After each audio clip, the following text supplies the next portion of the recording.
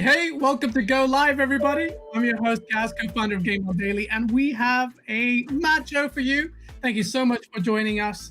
This is the show where we discuss the latest and greatest in gaming with incredible content creators, and of course, you, our lovely audience. Joining me is the co-founder and co-host of GameOnDaily and Go Live, Asa Walker. Holla at your boy. What you saying, man? Why would you say, like, you know I can't deal with that kind of thing. I'm good, Gaz. I'm good. You carry on. Everybody in chat, you probably noticed I've messed up my beard, so I look like an idiot. Yes, don't make too many comments about that. Guys in chat, smash that like button, share it out, and let's just get more people in, and it's going to be a great show. Let me introduce our lovely, lovely guests in no particular order. Coming from another show that's just ended, and if you want to complain about us being 3 minutes late, that's Ainsley's fault. Ainsley from Season Gaming, an incredible website that has a focus on journalistic integrity. Their coverage has been spectacular. You do need to check it out.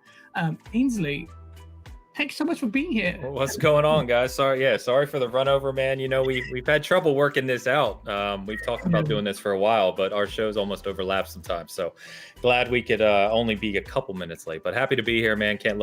Really looking forward to talk about these topics. And if you can't tell, I'm kind of a Cyberpunk junkie, man.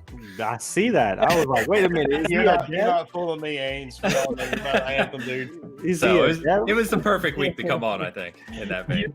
Yeah, maybe you've got the shirt, the chair, what's that in the back, and the console as well. Too much, man. Too much. Yeah, I could keep going. We don't have that much time. It's fine. We don't have much time to confirm how much you're being. I said journalistic integrity, and there's CD Projekt Red bribing you clearly in the back. Yeah, I wish all this was paid for by them. That's not the case.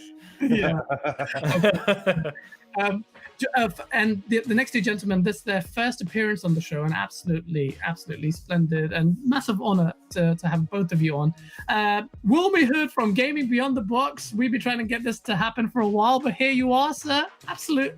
You're talking about great content creators. I have no idea why the hell I'm here. Come on, man. You're the host of Gaming Beyond the Box, and that show is great fun. So thank you so much for joining us. It is about time we could work it out. Yeah, no, absolutely. We did it. We managed, and here we are. Last but certainly not least, ladies and gentlemen, is PlayStation-centric YouTube content creator with great coverage and excellent community, and we're absolutely honored to be having him on our show. Marlon from Marlon Gaming Nation. Yeah. Hey, thank you so much. Thank you so much for having me. You know, this is really an honor. I really do appreciate it. Thank you. No, the honor's all ours. Absolutely, Marlon. Thank you so much again for joining us. Yes. We are going to dive straight into the topics, ladies and gentlemen. Keep it civil. I will do my best to read your super chats. Ainsley, I need to give you moderator powers, but I haven't logged in properly, so apologies. But keep it civil in the chat. We are going to jump into the source. Yes. So if this is the first time you're joining us, by the way, guys, this stream is brought to you by GameOnDaily.com. It's a website for you users and content creators. So if you are a budding gaming journalist, YouTuber, streamer, use GameOnDaily.com. We give you the tools to get your content out there. Super clean interface, no ads, and the stuff you see isn't even scratching the surface of what we're about to reveal. So if you've joined our show, if you've seen our show before, one thing we're now starting to do is get into the questions with the content creators to understand their journey into the space. Ainsley, sir, yours is a very interesting story. We connected when GameOnDaily first started, and like I said, you bounced out at us as one of the really good content creators that we would have synergy with. Can you tell us about your journey into content creation and seasoned gaming as well? Yeah, sure. It's been a really interesting ride, actually. So I've been gaming. I'm an old guy. Been gaming since early 80s, with Atari. And just love it. I've been involved in so many things through the decades, from gaming communities to tournament play to online stuff. I mean, just everything you can imagine with gaming. It's always been an outlet for me in terms of, I always looked at it as something that brought people together, no matter where you were from, your background, your status, whatever it may be, right? Gaming brings people together. And I always love that. And so I always found myself talking about games on a daily basis on car forums and just, all kinds of random online places. And eventually I just thought to myself, I'm typing about games every day. Why don't I just put this somewhere and start a small community? So started Season Gaming in 2015 as just, there was nothing there. I actually made the original logo in paint with an S and a G, and it just looked ridiculous, But it's been a great journey. So right at the start, I'm fortunate enough just, financially where I don't need anything from content creation. I'm not trying to make money from it. And so right at the start, I wanted to make a site that was about gaming and the community, but not worried about clicks or being financially, getting money from it. Because I think that way that frees up the creators on our site to not worry about, hey, is this going to get 100 retweets or whatever, is this really going to land and stuff? It's like, no, write whatever you're passionate about. And you could tell a good story with, and I think you just get better content that way personally. So, that's the mantra behind it. We've been doing it. We just had our 5-year anniversary, as you know, we talked about it. Anniversary. Yeah, thank you. And it's just been a pleasure, man. It still shocks me to this day that we've kind of developed such a positive community around us. But I love it. I love it. Very passionate about it. I spend hours of every day, as you guys all are very familiar, spend hours of every day just talking and thinking and playing, and everything's gaming, right?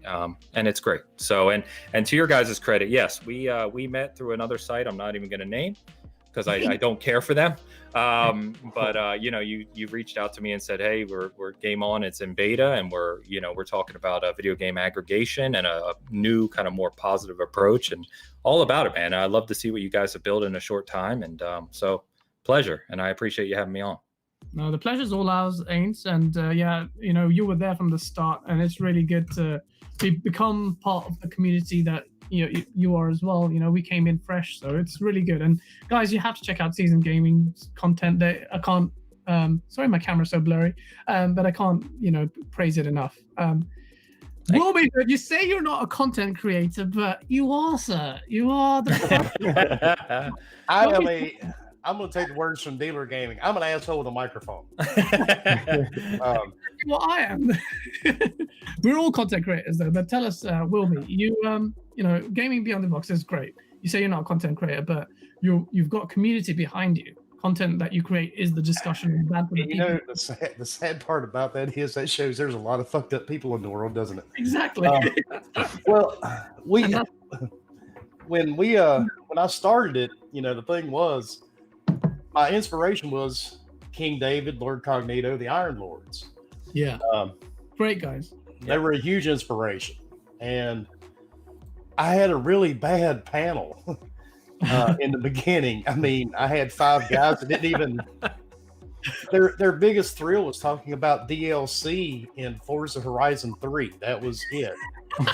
And I slept through the show. Yeah. Matter of fact, I walked out on it. I watched all these different podcasts. We wanted to do something entirely different. And I said it a million times when I hooked up with the evil ghost. He and I talked back and forth on Twitter, and he introduced me to Fork and Bomber and all the other guys. And we did our first show together, and I knew it clicked. Yeah. And Fork is just as demented and crazy as I am, so it works. So we play off each other very well, and everybody else is like a crazy support group. And we have became known. We may not be the most reliable source of anything, but we'll make you laugh for a couple of hours. Yeah. I mean, we've had guys drinking and do somersaults, live on the air. We've had Fork be slapped by his wife a few different times. I mean, yeah, because 2020 sucks. Yeah. And it really, truly does. And like I tell everybody, it's been the worst decade ever. So we just want to take everybody out of reality for a couple of hours, make them laugh. And I guess you could say we do content because, Jesus Christ, if you look through the YouTube channel, I don't even know how many videos we've got. I mean, there's everything from World of Warcraft to Destiny 2 to me screwing around with Sackboy, Godfall. I mean, you name it. If you can name a game, it's pretty much being streamed on the channel. Yeah. So we do a little bit of everything, but like Ainsley said, We're not here for money. We don't care. Yeah. All of us, have something else we do. I own my own business. So we do it for fun because, like Ainsley, I may be a little bit older than Ainsley, not by much. I think it's by about 2 weeks. We started off in the arcades. Yes, Yeah. sir. And, with the little handheld Coleco games. So gaming, we've watched it change so much over the decades. Yeah. And I'm hoping before I put in the ground that we really see something revolutionary before then. Yeah. But I'm here for the long haul, and we love gaming, and we just love talking about it. Absolutely. That's what unites us, I guess. And that's what makes us content creators. Wilmy, you did it. You stop being so humble.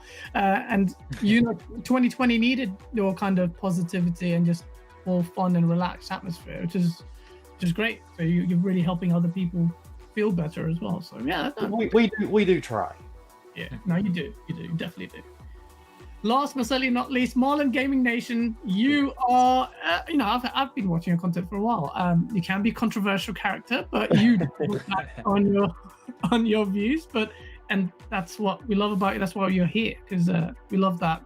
Just like the other two gentlemen, that you will speak your mind. You have been speaking your mind, particularly on one of our topics that we're going to be discussing shortly, which is going to be really interesting to get your take on. But before we get into those topics, can you let our viewers know what your journey has been into content creation? Wow. It's been a ride. I will say that. I've been doing YouTube since I was like 18. So I had channels here and there. And I would say it just started just with me on the phone with my friend at the time, because he was doing voice acting as well.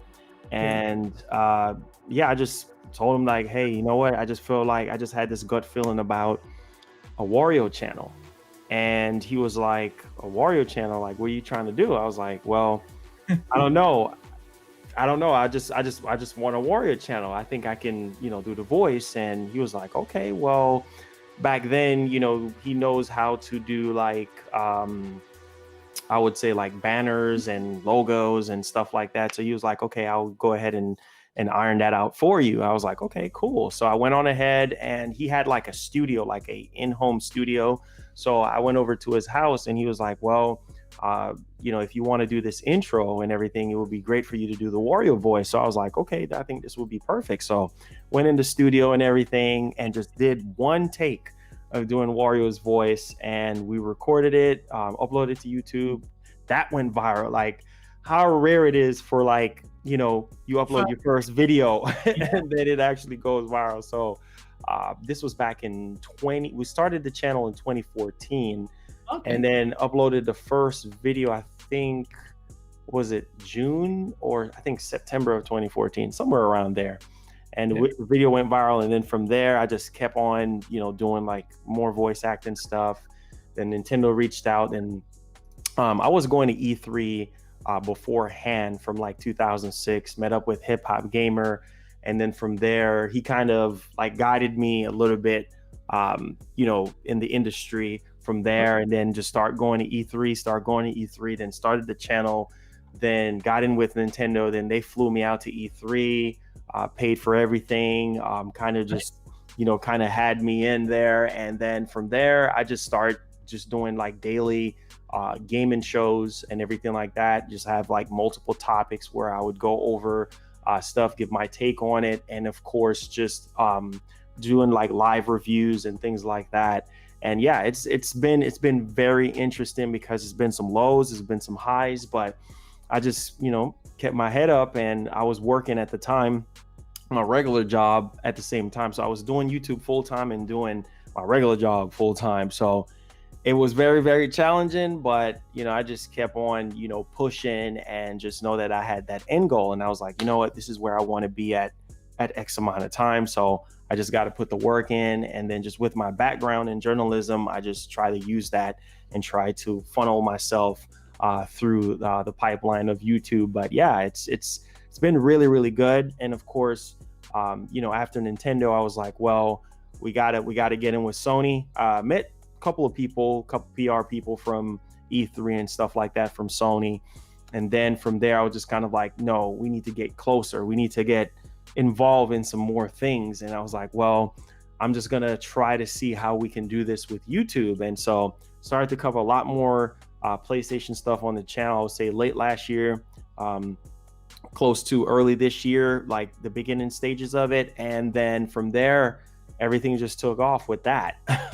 And then, you know, Sony reached out, and then I was able to work with the God of War team as well. That was just insane because because I'm a huge God of War fan. So it was just pretty crazy to see them reach out and like, you know, because you're so, you know, hyped about our game and stuff, we want to, you know, get you involved with the Raising Kratos. They had like a documentary for Kratos. And so I had to do some, you know, legal stuff, sign off on some paperwork and everything. And so got involved with that. And, you know, that was just a dream come true, just being able to be a part of that project. And then they featured a couple of my reactions on, I think, was it PSX 2016 when they were doing PlayStation Experience, that was just crazy seeing myself on a big, you know, screen. That was just really, really cool. And then from there, you know, the relationship just kind of blossomed with Sony. And then we got in with them, and I said, okay, well, next stop is Xbox. And then I've met Aaron Greenberg, I've met Phil, kind of built something with them at E3. Okay. But as far as, you know, content wise, I really wanted to have something very, very solid. So I try to include that in the shows. And then we had someone that reached out from, Edelman PR. And we talked, and everything just kind of blossomed from there with Xbox. So now we got the big three. And, you know, I'm working on some other really, really cool deals with some other companies, but it's been a ride. It's been a ride. You've done it, man. That's it. You're on top now. You know, so it's almost every company that I will say like major. I've worked with Astro Gaming. I've worked with Plantronics. I mean, it's a lot of like headset companies, capture card companies that you can think of.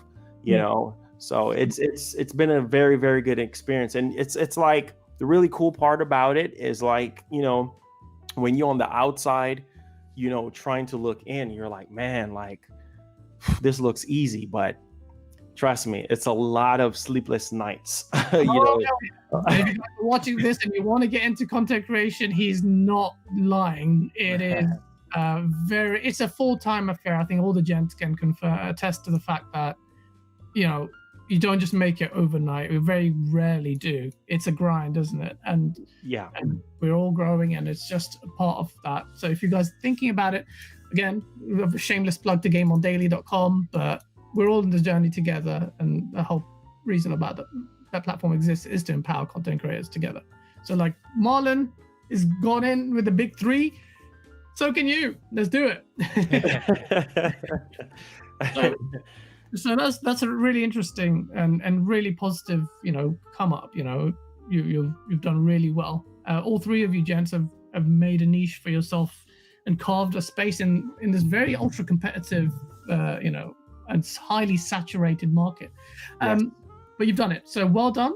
And now that you've come to go live, you know, it doesn't get any better than this. I think one of the greatest things for me, you know, just growing up is just the passion for gaming was like literally always there, like since the age of 2.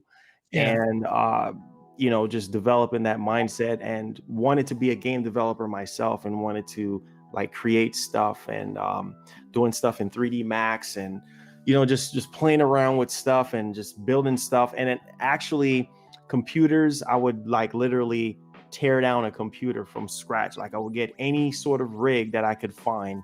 And this, I've been doing this like at 4 or 5 years old, just ripping a computer down and just putting it back together. And it was just crazy at the time, because my dad was like, wait, how do you do that? You know, and then actually going to college for computer technology. And then I was trying to get into animation. and then trying to fully like go straight game designing. But then I was doing a little bit of acting, so I was literally all over the place. But I just managed to kind of just pull everything in, and then just having that camera presence, because that's one of the greatest questions that I always get asked is like, how does it feel to be on camera? How does it feel to talk to like an object? Because that's really what it is. It's just an object, right? And just being able to just be yourself, you know. I was like, well, it's just, I think part of it too is just, you know, just being natural, just be who you are. And then if people like it, they like it, you know, they can just rock with it from there. So Absolutely. yeah, that's a good point. Just be yourself. It's just basically the advice I would also give everyone. Just be yourself. People try and put on airs and it doesn't work. Long term, it won't. So that's great advice. Great advice. Jumping into My main piece of advice is like, get your camera in focus. That's right. I'm really sorry, guys in chat. I'm trying to sort this out. It's been a problem. I'm trying to get. We're in StreamYards. You're probably going to have to leave the studio and then come back in. No, yeah, that would cause havoc for our stream. So you'll have to contest. It's probably a blessing because of the beard mishap that you see me in blurry form. But yeah, apologies for that, everyone. Let's get quickly into the topic so you don't have to see my face on screen blown up. Next Gen has begun, and I want to get the impressions of the panel about their experience so far. Elisa? Sorry, I just said fixed. Your face isn't on screen anymore. It's all good. Oh, yeah. So, Ainsley, yes. What's your take on it? Have you managed to get a hands on both next-gen consoles, and what's the highlight? Yeah, I own both. I own several of both, actually. I'm that guy that, for his friends and family, is the gamer guy, right? So I had like 5 Xbox Series X's, 4 PS5s, and I just helped my friends kind of get them. You know, not the scalp, but to just, you know, help my friends get them. And I have both of them since launch. I've been having a great time. Honestly, I don't have a lot of complaints. I'm more of a positive person, as you guys know. So, you know, I'm also very realistic. Like, I know what not to expect. Some people let their expectations get ahead of themselves, right? Yeah. And so, you know, I know that Halo was delayed and we're not going to get Halo at launch. And I know we're not going to get some genre-defining experience out of the Series X at launch, despite the console's capabilities, you know? And so I've been loving it. I haven't had any major problems. Had a few weird hiccups with the PS5, but nothing big. I'm playing Demon Souls, I think, is probably one of the highlights for me. I adore that game. I've been playing it on stream, and it's just not only stunningly gorgeous, but it's just it's fantastic to have a new Souls game. Technically new, right? It's not new, but I love that. I'm shouting it out everywhere, so you guys are gonna have to deal with it. Play Sackboy, damn it! All right, that game is incredible. See, I've been telling people the same thing, dude. I'm telling you, man, that game is fantastic. I just finished it this week. I wanted to finish it before Cyberpunk came out. I reviewed it, and it is mind-boggling how good that game is for a platformer, right? It's just so good. But yeah, I think the highlights, I would say Sackboy, Demon Souls. On the Series X, I've been playing some other stuff like Gears 5. I'm a big Gears head, is absolutely stunning on the Series X. I mean, it's mind-blowing, really. That and Demon Souls are kind of my highlights from a technical perspective. And then I've played a few other things like Assassin's Creed Valhalla, etc. But I'd say the highlights would definitely be Demon Souls, love Sackboy. The DualSense is a marked improvement on the DualShock 4, which I really enjoy. It finally feels like I've always preferred the Xbox controller, other than maybe the DualSense is just the way it's shaped. It's bigger. It just feels a lot better to me. And the haptics in a game like Astro, again, enjoying them both. Yeah, brilliant. No, that's it's good. You know, we need a positive take. Can't just always be negative. Although sometimes you will have to rightly call out when things fall short. But generally, yeah, these console launches, they're always frayed with problems. But is really positive. These consoles are brilliant. They're actually really good, especially compared to the last gen consoles. Yeah, they're definitely more advanced at launch than what we saw at the last gen. And, I think some people have complaints around it doesn't feel the same as it did growing up, where you get a new console and new games, and it's like this very hard line, right? In a generation, it's different now. You're upgrading hardware. Yeah. But I can appreciate that. I've been PC gaming my whole life too. So, again, it's expectations, right? As long as you realize what you were getting on these days, I've been happy with it. Yeah. Absolutely. If your expectations are in check, then it's going to be great. Wilmy, what's your experience like been with? Have you got both consoles, and have you been enjoying them? I've got both, and like Ainsley, I've got multiples of both. The only issue I've had with the PS5 was the first night I got it. It shut down on me twice. It did the storage thing with my external. After that, I've not had any more issues. Mhm. The only issue I've had in my Series X is Call of Duty. Call of Duty loves to shut my Xbox off. It shuts everyone's Xbox off. That's why I haven't played it. And it even does it. We bought an S too, just for shits and giggles. Well, I mean, I bought like 6 of one and 5 of the other. Yeah. So we bought an S just to say we bought one. And I game most of the time on PC, so I think the consoles were a huge step. And I mean, everybody should expect we're not going to see anything groundbreaking for a year or two, regardless. Yeah. I mean, COVID was a thing. It still is a thing. You've got studios that really are having a hard time cranking out content. But I mean, even if COVID wasn't a factor, we probably still wouldn't get anything till next year. Yeah. Well, the year after. So people need to lower their expectations a little bit. You're not going to get a brand new console and have something groundbreaking and eye-popping right off the bat. Yeah, you tend not to. There are very notable exceptions. Something like Halo, maybe, or Killzone Shadowfall may not have been a great playing game, but visually it was astounding. I don't think we got that kind of massively astounding game. Maybe Demon's Souls maybe qualifies, but yeah, you're right. I can't do Demon's Souls anymore. I did it on the PS3. I'd like to keep my television intact. Yeah, because I know I would end up breaking my television playing it, so I don't touch it now. yeah. But like Ainsley, play Sackboy. If you don't play anything else on the PS5, play that. And I don't recommend playing it with your children if they are not used to hearing their parents curse. So you will say things you may not normally say in the later levels. Oh, I was just gonna say that game, like, it starts pretty easy, but those later worlds, man, they are a true challenge, no doubt. You get on that last section of maps, some of those last levels. Oh my god! And because my wife, she's normally really quiet because she's a gamer, and we were on a couple of those levels, and she just set her controller down and she turned around, and looked at me, and I'm like, "It's coming."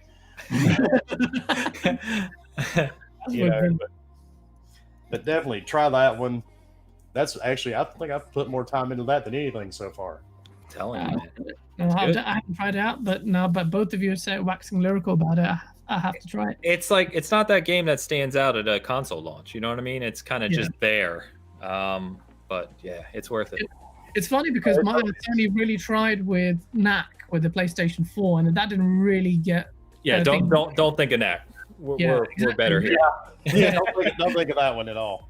And then you've got two platforms. You've got Astrobot and you've got Sackboy, and that's pretty impressive. Day one as well. It's a good gen already for platformers that are often neglected, or they were a little bit last gen. Well, it is a true platformer. There's no, you can't take that away from it. Oh yeah, 100%. You can't. Marlon, what have you been up to? Have you got both consoles? And yes, most definitely. It's been, oh my god, it's been crazy. This whole launch has just been wow. Yeah. I can't even get into words on the experience of getting one.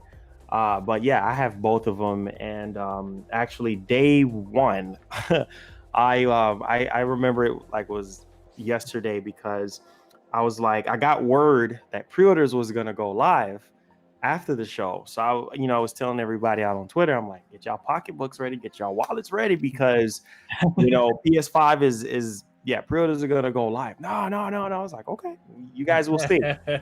And sure enough, that's exactly what happened. So I literally just called a GameStop that was just like right up the street from me, and they were like, no, it haven't went live yet. So I called another one that was not that far away, and they were like, yeah, you better come down here right now. So literally I was on stream and I told everyone, I said, make sure you call your local GameStop, just get on it, because this is going to be crazy. It's going to be sold out very quickly. So I ended the stream and then start streaming again on my phone, got in the car, drove down to the store, got everything, all the accessories, everything that I got back, and I was letting everybody know that I got everything. And so we got that PS5, the one that I got from GameStop, and I was playing Godfall, and out of nowhere it completely just died. Like, just I saw your Twitter feed, man.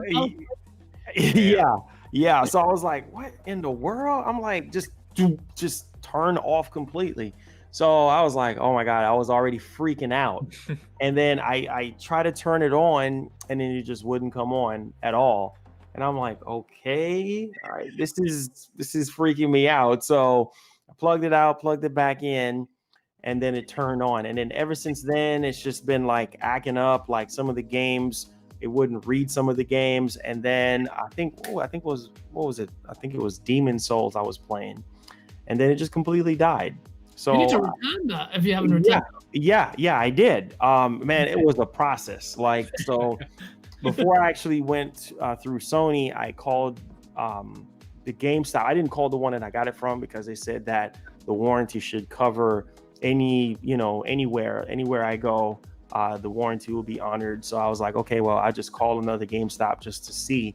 And I was like, well, I heard that you guys are going to have some Black Friday stock. So would I be able to just come in and swap it out? They were like, no, but I'll be able to help with that. I will be able to reach out to Corp, write them a letter, let them know about the situation, and then we'll just get you on board. And then while I was talking to the manager, she was letting me know, she was like, have you installed Spider-Man remaster, the 2018 remaster? And I was like, yeah, I have it on the hard drive. And she was like, you need to delete that because there's something within the game that's causing the PS5s to crash. And I was like, what? That's I'm crazy. Like, yeah, I'm like, this is red. I'm like, what? So already was not in the mood. So your experience has been up and down already, and it's been 3 weeks since it's been launched or something like that. I went through two systems. You went to two PlayStation 5. What? Two PlayStation 5s. Yep. Two PlayStation. Man, it was all over Twitter and everything. I had YouTubers making videos talking about it. Yeah. Two PS5s, because I need one for the office and I need one for my OLED. So I have, one in, where the entertainment center is, and then I have one for work and stuff like that. And so both of them, died. So I had to replace both of them. I had to replace the one for work. And then I had another issue where I would pop in, Cold War. And Cold War would not read. Like, you'll put it in there, and then when you get ready to install the game, it would just give you an error message. So I can't even play Cold War anymore. Like on the other one, before it was broken, I was able to, but on this new replacement, I just can't play Cold War at all. But once everything was actually working, man, let me tell you something. Like, Sony was not lying when they said that the PS5 is just a true generational leap over the PS4. They was not lying, because I tried to do some comparisons, like go back to the PS4, navigate through the UI, and just go through the PlayStation Store all over again. I'm like, man, this is taking dinosaur time frame just to literally just navigate, and then just the UI for me, I think that's what really blowed me away with the PS5. I was like, holy freaking cow, this is next gen. The IO throughput, that super fast SSD, and just the dual sense controller. I mean, it's just mind blowing, man. It's God tier. So that's the thing that the interesting thing you mentioned, the new UI, the new controller. You have to compare that a bit with the Xbox. It doesn't have a new UI, new controller. Yeah.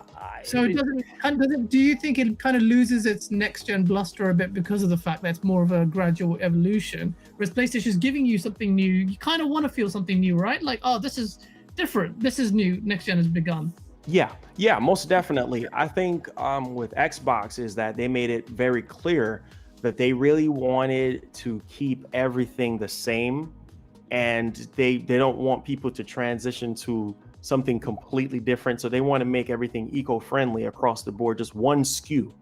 And so I kind of understand that, but at the same time, for me personally, this is a brand new console. So people are going into this with, thoughts of a brand new UI. I know they modified it and add like dynamic, like background theme and everything. So you have that moving background and you can customize the color. But as far as the actual UI itself, it's literally the same thing. You know what I'm saying? So that was a huge drawback for me. And not that I'm really worried about, the UI not being in 4K. That was another thing. I'm like, wait, so the UI is 1080p, which I understand, why it's not 4K, because they want to use that extra RAM, for developers and everything, so they can use that. But at the same time, your competition is offering, 4K, true 4K with the UI, and it's a completely new, different experience than what we've experienced before in the past. Because even with the PS3, all they did was just basically give you an extension of the PSP UI, basically, and then with the PS4, they really kind of changed the game a little bit and give us something. You still feel that PS3 vibe, but it just felt new, PlayStation 4 needed to do that because it was falling behind Microsoft with the UI, with the PS4. Then they really brought it to another level, and then done that. Which is quite interesting to see that they've actually. I personally prefer the Xbox UI.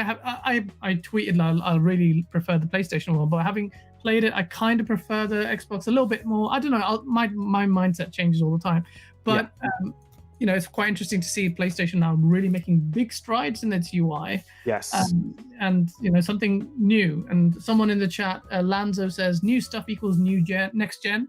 Yes, but that doesn't mean that old stuff isn't next gen. But there is a point made that it kind of enhances that feeling. So that's a really really interesting take. I wanted to ask you about that because I think it's a good topic about that next gen feel. And not even just that, man. It's I'll tell you this right now. It's like a marriage. Like I think Sony, not just marriage. It's like a marriage. I've got two, one in this room and one in that room.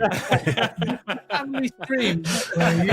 You don't think shame, but it's definitely a marriage, and it's like when you get so close to these consoles, man, it becomes just like a wife and husband type relationship. And even with Microsoft now, like they actually did some sort of co-partnership with LG, and I thought to myself, like, that was really brilliant.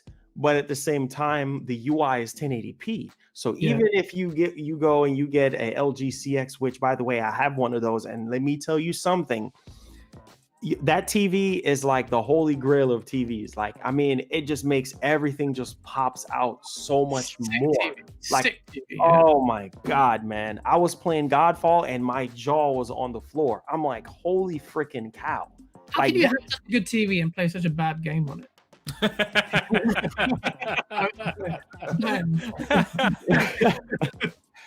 Oh my God. I don't know. I like Godfall myself. So.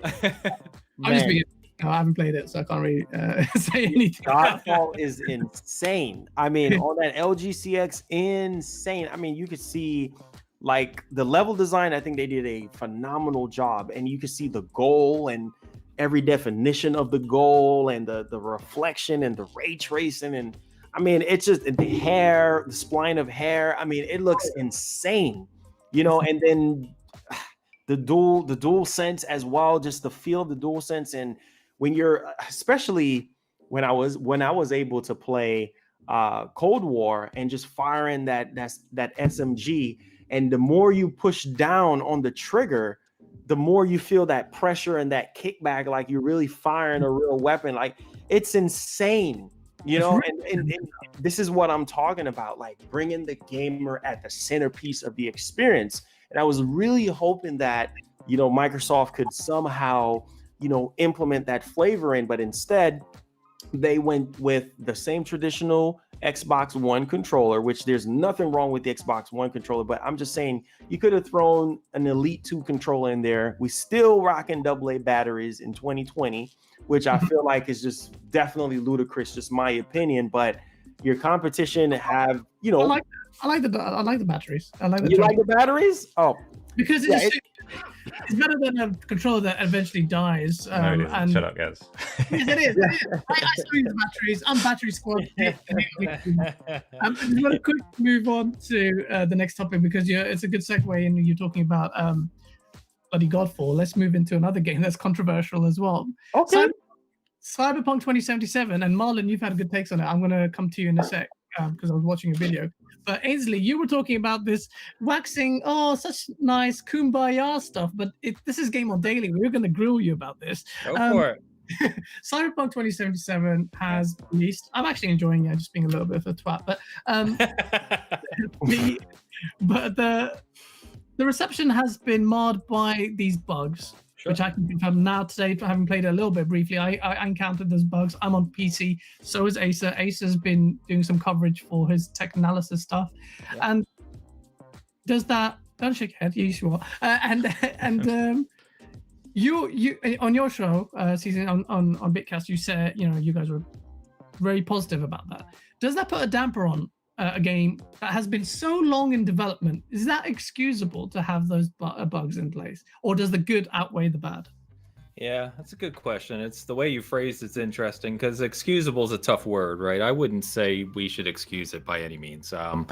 There's a lot of issues here. There's a lot of bugs. Optimization clearly is imperative, and we're going to see optimization updates. In fact, the hotfix just went out last night, and just now as we're talking for Xbox, the first of hotfix that we're going to see many of, I'm sure, over the next several weeks and months, right? Yeah. And as I said on Bitcast too, right? We saw this with Witcher 3. Same thing.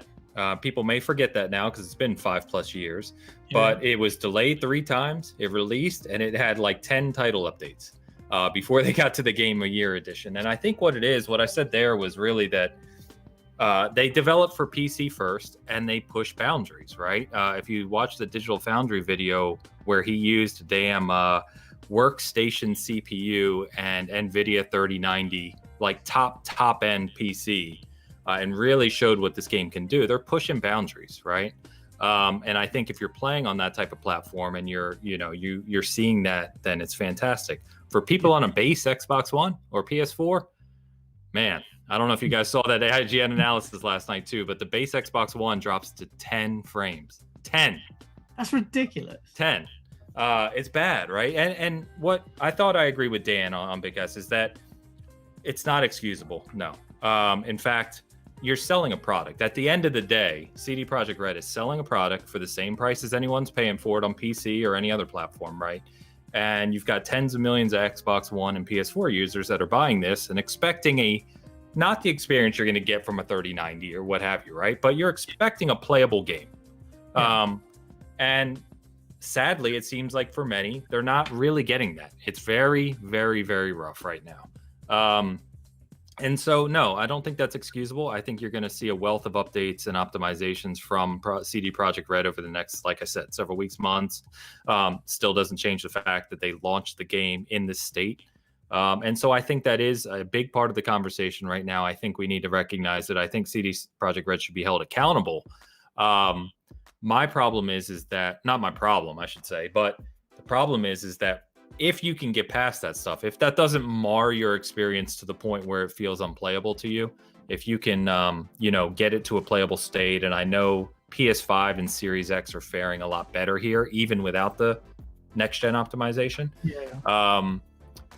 If you can get into the core mechanics of the game and what they've truly built here, it's staggering, right? It's amazing.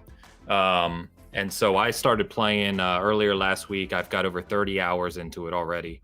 I've played on Series X and PC. My PC is no slouch, but it's also not top end. And even my PC struggles, 1440p. I tried to put on Ultra, it ran at like 20 frames. So, I mean, it's just a very demanding game. Yeah, so I've experimented. I put a lot of time into the game. To your point, not excusable. They need to be held accountable. CD Projekt Red's a solid company. They will get it fixed up. But it's also exposing that the upper limits of what's being done with modern games, right? Yeah. Xbox One and PS4, the cord has to be cut now, right? It's just, if it's the type of game like this that's pushing boundaries and pushing systems, they just can't handle it, man. That hardware is just too dated. Yeah. Nine Live says it in the chat. He says, if you're still using your Xbox One VCR, then you need to trade that shit in. And he's right, because those are crutches now. Those are anchoring.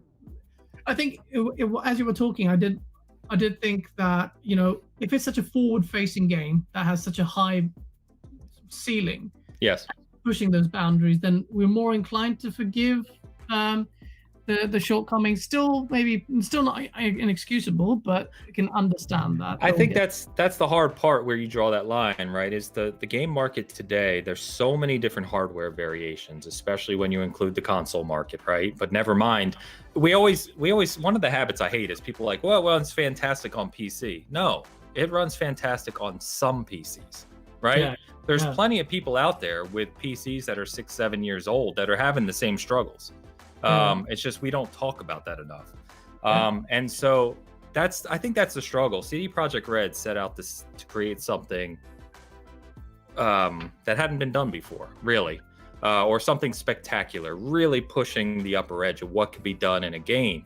And in many ways, they've accomplished that. But what that's obviously shown is trying to get that to work properly across this 10-year gap of hardware is a monumental task. Definitely. Absolutely. That's nicely summed up there. It's just because it straddled the two generations, it was caught up in this kind of schizophrenia. And people are like, well, why didn't they cut the X1 and PS4 version loose? And it's like, you can't do that. One, financially, you can't do it. Two, you can't do it because you've already promised, you already have so much invested, not only in the development, but in your user base, which, like we've already said, is tens and tens of millions of people. I'm just glad I'm not the what is his name, Bukowski, the guy leading this for CD Projekt Red, because he's in a no-win situation. Yeah, no, I mean, there's no, because everyone's expectations through the roof. You'll never those people expecting the next Blade Runner with this. But yeah, no, absolutely. Yeah. Wilmy, have you had a chance to play the game, and what are your thoughts about it? I've got about 28 hours in. Oh, damn. I've not had any major issue. I've had the game kind of freeze up on me once or twice while I was driving. It did manage to shut off my Xbox around 1:00 this afternoon. I was doing one of what they call the brain dance sequences, and it shut down my console. But I mean, most people don't know. My son is in game design. He works for, I'm not going to say what company. We talk. Yeah, because the last time he was on my podcast and he actually spit out who he worked for, he left Twitter after that. So, according to him, and I'll take his word on it, I don't create video games. There was a lot of details and stuff that went into Cyberpunk that most games just have never had, ever. And I mean, this was an extremely ambitious title that is doing things no other game has done as of yet. There are bugs, and they should have been addressed. Maybe another delay would not have hurt, but I think they were had their feet held to the fire by the stockholders. Yeah. So they did release it. I have not had a major complaint yet. Not like I would with Watchdog Legion that lost 9 hours of my gameplay. But I mean, it's not. I don't know, man. I'm kind of. Everything we've had the last generation has had an update or it's been buggy on release. Yeah. There's very few games, and I get a lot of hate for it. The only game that I remember playing recently that didn't have a giant update at the beginning was Death Stranding. Okay. I mean, that was the only game that I popped into my PS4 Pro and it didn't have a giant update and it just ran like it should have. But almost every single game that comes out now is a clusterfuck. Excuse me. And it's kind of sad in a way, but you know, the developers and the publishers, they can't catch a break because if they delay it, people are sending them death threats and, you know, threatening to come burn their house down and rape their collie. And if they do, you know, don't delay it, then they've got the other group ready to come, you know, with their little pitchforks. Yeah. So, I mean, they really don't have much of a choice anymore. But it would be nice to have a game that just works on release. Yeah, no, absolutely. And even, especially a game like Cyberpunk. Gamer Graham, thank you so much for the $5 super chat. He goes, Ains dropping some fact bombs. Pour one out for their Xbox One X and PS4. Time to the next gen. Much support and love. Thank you so much, Graham. And you know, I agree with you. I really think we need to cut the cord with the last gen console. Marlon, you have been very critical. I watched your video, and you were the one with the pitchforks ready to fire shots at CD issuing fatwas. This is not acceptable. Has your position changed, or are you still maintaining that? I'm still maintaining that because, you know, it's a certain standard that that you have to uphold. And I understand like they had to get it out and because they were under pressure and whatnot. But I know every game has bugs and glitches and stuff, but I mean, not to the point where it's literally unplayable.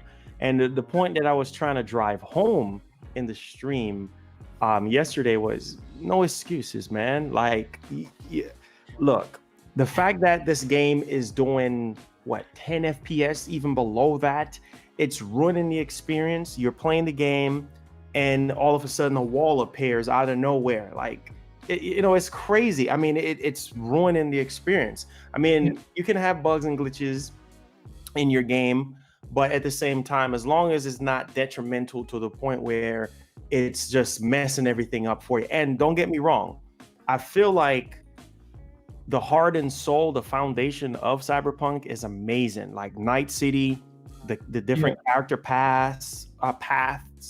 They have you know, these really cool side missions. The whole world is ambitious, but I felt like we're getting a shell, you know, of a soul that we're supposed to be getting, if that makes any sense. Like it feels lifeless, you know, just playing the game. I was even playing it on stream and everything, and I was like, what in the freaking world is this? I'm like, is this a early PS3 game? I was like, these freaking characters look bland, like really, really bland. I mean, like there's no definition to detail. Look, I've played way better looking third-party games on PS4 and Xbox One. Come on, you know what I'm saying? And I mean, and they put this game on a pedestal. They put CD Projekt Red on a pedestal. I'm like, do not do that. Just like with Naughty Dog with Last of Us, we already know that situation already. And it's like, it's quality over quantity. And I felt like, yes, people would have been pissed, you know, if they would have delayed the game again. But what pissed me off was the fact that they actually went into crunch mode. So you went into crunch mode, something that you said you wasn't going to do to try to get this game out. And you said you delayed it the last time because you wanted to iron out all the bugs and the glitches and all. No excuses. There's no way for you to release this game and in the condition that it's in. If you said you're going to delay it again because you want to iron out stuff and you want it to make it the best experience. And make no mistake that the PS4 and the Xbox One is literally old freaking computers. Like, I mean, the Jaguar CPU is literally a bottleneck for a lot of developers right now. We already got rumors about Resident Evil Village having issues on PS4 and Xbox One. So it's like, I get it, but at the same time, this is how I really feel. If I was in charge of CD Projekt, I'll say, you know what? Look, we're going to delay the PS4 and Xbox One version, and we're going to try to crunch and get out the next generation version. You know what I'm saying? Because I felt like that's how the game was designed to be played. The best version of the game is designed to be played in the best way possible. And if you match up the 2018 gameplay trailer or the 2018 gameplay, all of that stuff that they were showing in the past, and look at the game now, you are like, what? This is not even. There's like little to no NPCs. I'm like, wait, are they on lockdown in the game with COVID? You're talking about last gen consoles, right? Or are you talking about which consoles are you talking about? This experience of yours? Oh, I'm talking about on PS4 and Xbox One, and I'm also talking about on the PS5 because I played it on the PS5, and yeah, it looked terrible. I mean, it literally, my first impression is always the last for me. So when I got into the game at first, I was like, okay, I'm creating my character. Then I got off into the world and everything, and the first mission that I did, I think I had to go and shut down some antenna or something like that to climb up the ladder. Then after that, I actually just wanted to explore. And then after I did that, I was like, okay, this dude was just sitting in the middle of the road in thin air. And I'm like, what in the world? I'm sitting here walking around this dude. I'm like, what's up? I'm trying to talk to him and everything. And his mouth was literally shut. And he was talking, We got back to Metal Gear Solid 1 again. It's crazy. A few people in the chat did disagree. They disagreed with your sentiment that it's lifeless. They say it's got issues, but it's not lifeless. I kind of see both sides of it. To your point, Marlon, that kind of stuff where someone's floating in midair with no mouth is immersion breaking, and and that kind of stuff does have an impact on it. I also agree with you. It's not as beaming with life as the games initially thought it would be, because the depth in the NPCs isn't as refined as I thought it would be. Yeah, compared to like 2018. You know, 2018, 2019, when they showed Night City for the first time, and we saw all those people walking around, and it was just so realistic and so different. I was like, man, Night City is just amazing. And then comparing it to now, you got people walking around, their face is not loaded in yet. Aside from those bugs, I do agree. They're both sides to this. People in chat, sup Italian clowns, sup Habibi. It's an interesting discussion to have. Asa, I just want to get your take on it, because you've got a beast PC, yet you're struggling to enjoy the experience, perhaps because you are facing a lot of bugs. Last we talked about this. Yeah, that was yesterday. So stuff has changed a little bit since yesterday. Just on to Marlon's point about the life in the city, though, Digital Foundry were saying today that apparently the PlayStation version does have less NPC, less dense population than the other versions of the game. So you might find that different elsewhere. I don't know how big a difference that is. Just John Lineman was saying on Twitter that the PlayStation does have less of a population. I don't find it lifeless. It's definitely filled with bugs. I've got NPCs standing in T-poses, just locked. Halfway into a sofa. Like, I don't know, are they sleeping like that? I'm not sure what's going on. The big trouble that I had on the PC yesterday was that it had really bad input latency, and it was not nice to play. Today I don't have that anymore. Today it's nice and smooth again, and I did a bunch of stuff to try and fix it yesterday, and a couple of patches have come out. I don't know which element has fixed it, but today it's nice and snappy, and I've been playing. I'm not very far into it. I'm a couple of hours into it, and it's really damn impressive. So yeah, I am enjoying it, and things have changed a little bit since we spoke yesterday, guys. But what if you don't mind me asking, Asa, what type of PC you running? What CPU or GPU? Yeah, I do mind. It's a 3090 on the GPU side, so I'm only playing it as well. So that's it, right? I mean, that's what the game's built for, right? That's the point. Do you know? I'm only playing at 1440p as well. Everything perfect. So you can max everything. Yeah. See, I play in 1440 ultra wide, right? Mm-hmm. Now I'm on a 5700 XT and a 12-core 3950.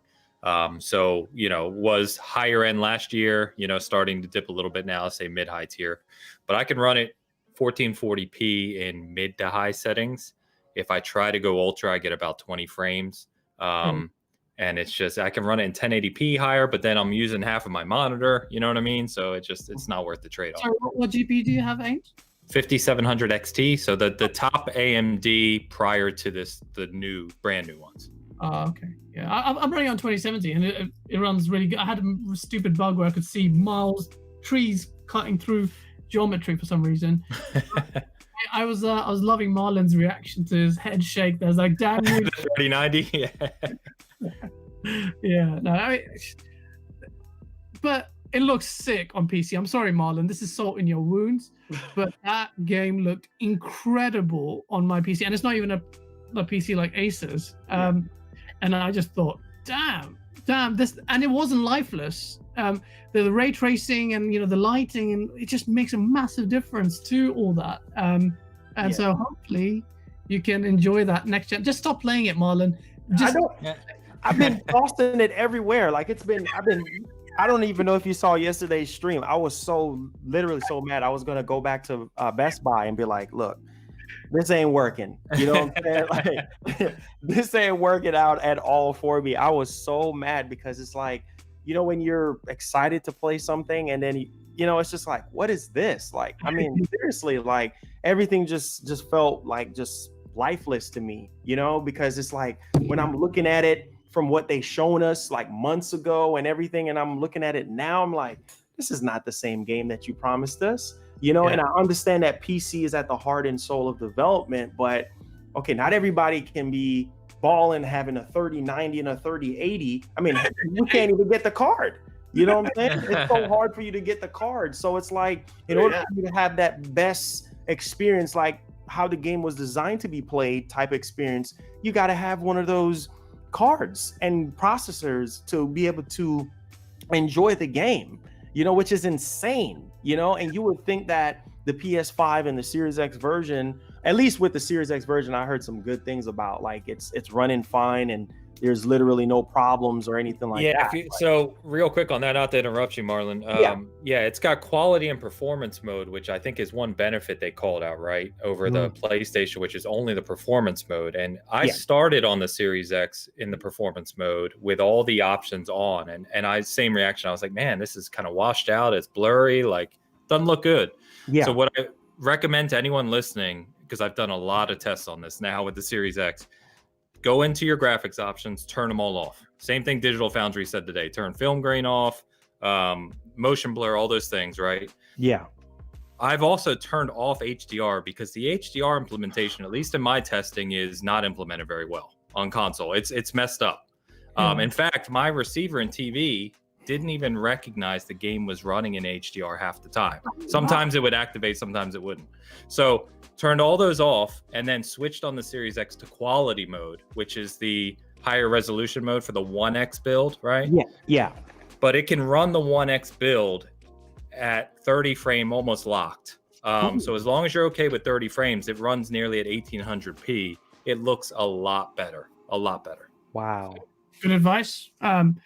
I feel sorry for people playing on console, because if I waited and that was the only, I didn't have an option on PC, I would be so angry. I'm like you, Marlon. I do sympathize. I just want to quickly move swiftly on before we change topics.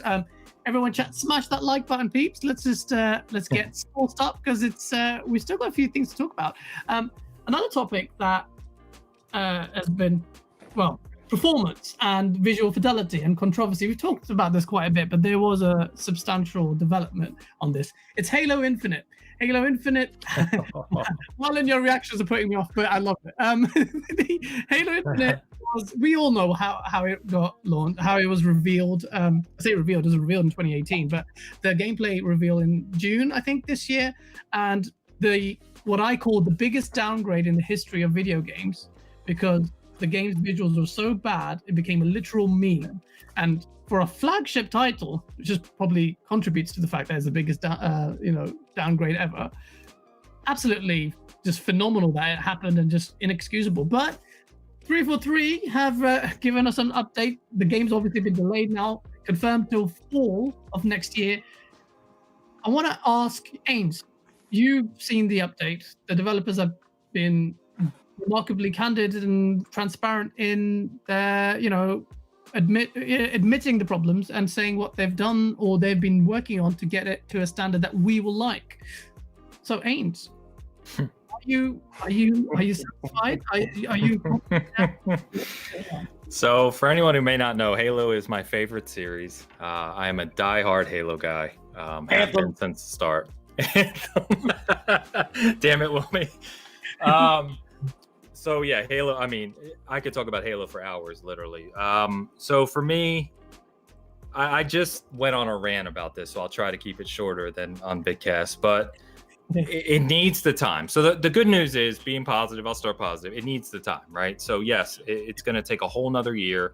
What they showed in those images and what they wrote about in the update on the blog is fantastic. And if you are part of the Halo community, you know that the armor designs they showed, the weapon designs, that glimpse they gave at multiplayer, it's all like what we wanted to see, right? Like everyone's very, very happy with that. What is crazy to me, and this is what I ranted about before. So now you have a year delay of a game that was scheduled to be your showcase title for your new hardware launch. Yeah. COVID, outstanding. Everyone's dealing with COVID. We know that. My issue is that someone, whoever's responsible in Xbox leadership and from a first party perspective, how in the hell does it get to say spring of this year? April or March, April, May, right? Yeah. And you see this game. Obviously, you have full insight into the campaign. The campaign is supposedly done. It's playable beginning to end. Yeah. How in the hell do you not realize that this game is not ready for launch in November? That's your job to know. Yeah. That's many people's job to know, right? How they still went into the fall with all of the marketing, it being on the box, the Monster Energy, everything you can, the merchandise is out there. I've got Halo Infinite shit all around my room already. But how someone didn't just stand up at that point and say, guys, there's no way in hell we hit November release. It's just not going to happen, right? It's mind-boggling to me. And what I just said on Bitcast is, I don't know, Phil is way up there, right? But whoever of the 50 people under him in leadership that's responsible for understanding the state of first-party games has to be held responsible here and just say, what in the hell? You know, like it.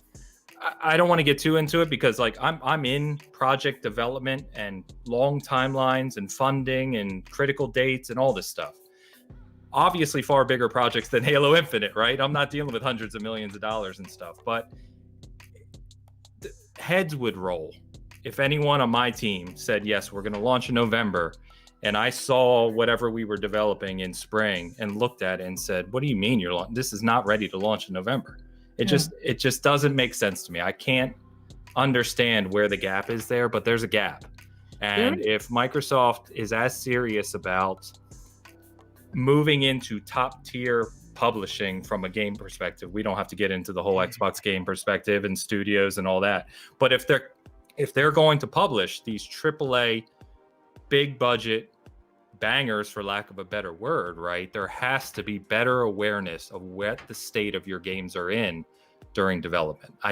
It's mind-boggling to me. And remember, this is their top IP, period. That's what Mo Kwame in the chat says. It's their flagship. Treated them. Exactly. Mo and I just ranted about this an hour ago on my show, right? Like, it's your top tier flagship title that was supposed to be your launch flagship. And I just don't know how you make that mistake.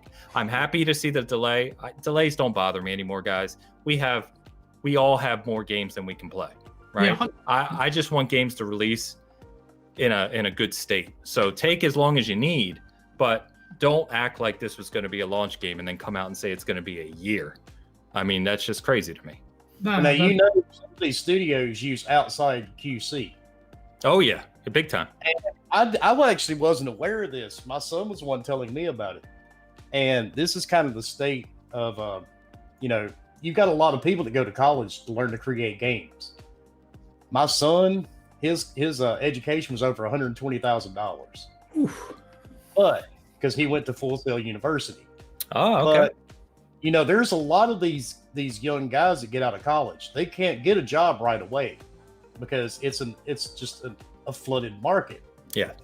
And a lot of them take QC work.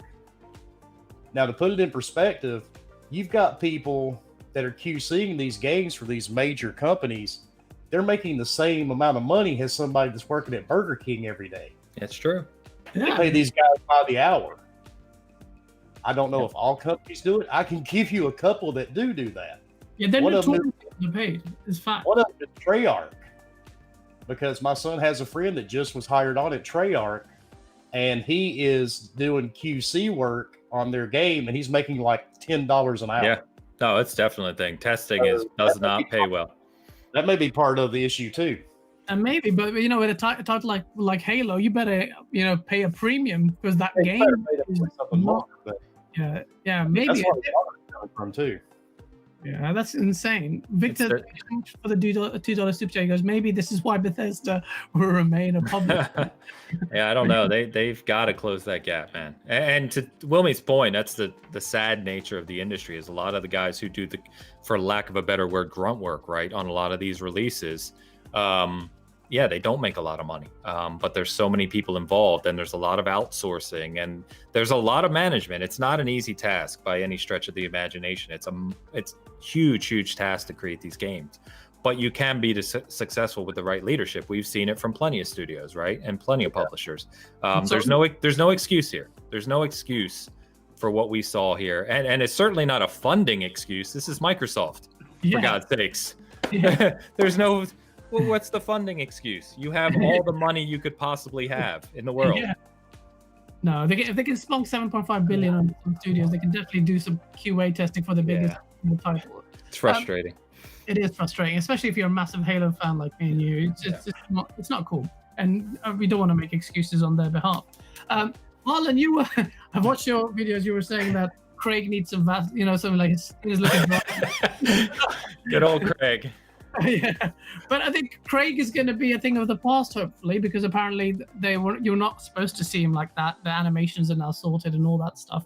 But your take on this, man. What do you think, man? Because you're smiling. I'd love to see it. What is your position on Halo, man? What's going on? Oh my God! Just like everybody else, I grew up playing Halo from the very beginning, and when I saw that game, I was like, "What in the world is going through your mind? What is going through your brain cells, right? I mean, literally, like, you're showing this to the world, okay? You're touting about power, and you're saying that this is the world's most powerful console, which you changed that, by the way, to something completely different, and it's the world's most powerful Xbox. But I'm just saying, you touting 12 T-flop of GPU power. This was supposed to be the game that was supposed to show us what the Series X was capable of, right? And then to add insult to injury, it's like, it pisses me off because it's like Aaron Greenberg came out and said, "Oh, this was not the best version that we could have shown." Well, why the heck didn't show it? And it wasn't even running on Series X. We are excited. November is coming up. You haven't shown us any first party games that was supposed to really sell people on the Series X. You know what I'm saying? And this is the type of stuff that I'm talking about. This is why it's not good to be a fanboy, because you have stuff like that that's in place, right? Where it's like you have these guys, "Oh, just wait. And we've been waiting this whole time. We were still waiting.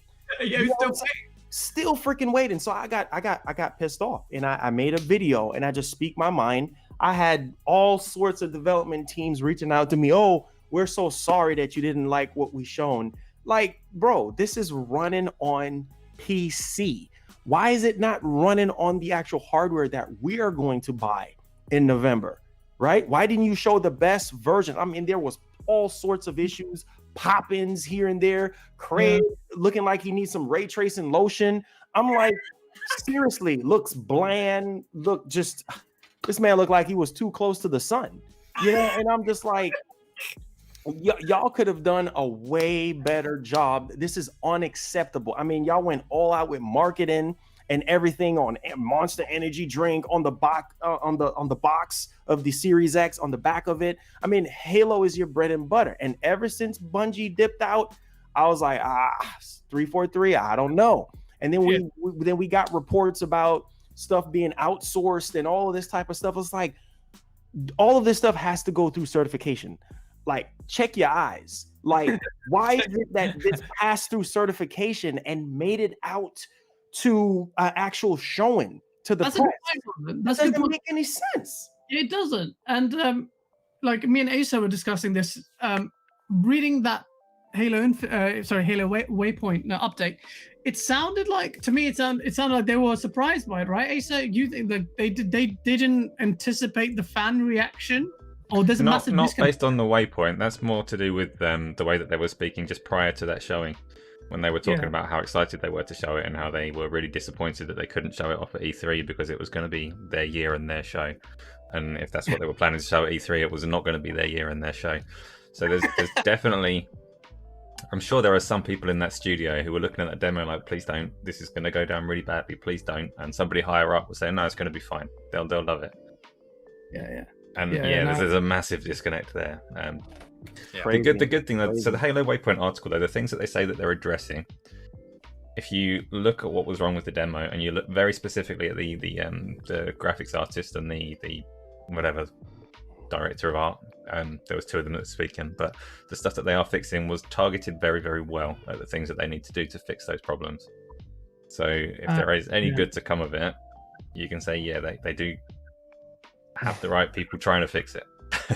They seem to get it, right? Like they seem to know what has to happen, and maybe that's why they're taking a whole year. But God forbid if they come out and show that game next summer and it doesn't look mind-blowing. Lord. There's got a lot of pressure on them, a lot of pressure. Yeah. I see the chat's denigrating into some sort of tribalism, but it's fun and Goggle Pro says, is anybody really excited for Halo except hardcore Xbox fans? I would say even hardcore PlayStation fans are excited for Halo to do because they wanted to do bad because it's a sick game. Do not deny the power of Halo. Come at me if you're going to say that Halo is not relevant. Halo is a bigger IP than people realize. Yeah, like Halo, how much money it makes even outside of the games. It's huge. And what's even crazy is that you had $500 million. apparently. You know what I'm saying? Yeah, apparently. Apparently, You know what I'm saying? And it's like, come on. You know, you let Nintendo. This is the reason why I say people need to look at Nintendo. They need to look at Sony and look at the quality of games from a first party standpoint, right? And you think Microsoft would get this by now. You know what I'm saying? Do you see any of those two companies release first party games looking like that and say, oh, whoops, sorry, we dropped the ball. This is not the best looking version. We could have shown that, but you didn't. You know what I'm saying? Like it's just one thing after the other. And then the fact that there is zero first party games to really play on this. We got to go back to old games, you know, which there's nothing wrong with going back to old games and everything. But the point of the matter is Halo, that is the centerpiece. That's your biggest thing. That's your juggernaut. Yeah. Xbox is Halo. Without Halo, there wouldn't have been an Xbox 360. Even it's influential. It boggles the mind. I think Microsoft have been in their infancy compared to Nintendo and Sony in the console medium anyway. So you can't use it, but they've been there for far too long. However, things have changed. It's not all good gloom and doom. The Halo Waypoint article is reassuring. They've been very, very candid. They've been very transparent. They've addressed every single thing that people are talking about. Except ray tracing hasn't been mentioned expressly, but ray tracing, whether or not that needs to be there to change everything, I don't think so. But ultimately, they addressed it. What they showed off for the character models looks amazing. Just smashed it. And bit of perspective for all the people shitting on Halo in chat. No one complained about the gameplay.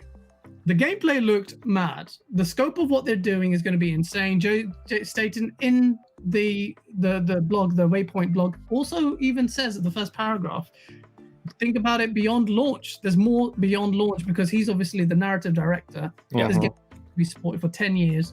Hey, do not sit on Halo. Halo is still a juggernaut in the game. Crap Gamer, it says, who gives a shit about ray tracing? It's a good point. You don't want, if it's a massive power hog. Yeah, it is. I mean, it's a luxury, and this is something that I've been saying. You know, like you don't necessarily need ray tracing, You know, it's just an icing on the cake, and it's very taxing on the hardware. But I think now a lot of people, a lot of gamers in general have their expectations really, really high for these next gen consoles because they want everything. They want all the bells and whistles. They want that 4K, that 60, and that ray tracing on top. And, you know, it's just, what really blowed my mind was before this whole delay was actually happening, and they said that, hey, ray tracing is going to be patched in at a later date. I'm like, patched in at a later date? I'm like, this should this should already be integrated into the game. Well, I mean, is the Series X not powerful enough? Like, I mean, what the heck?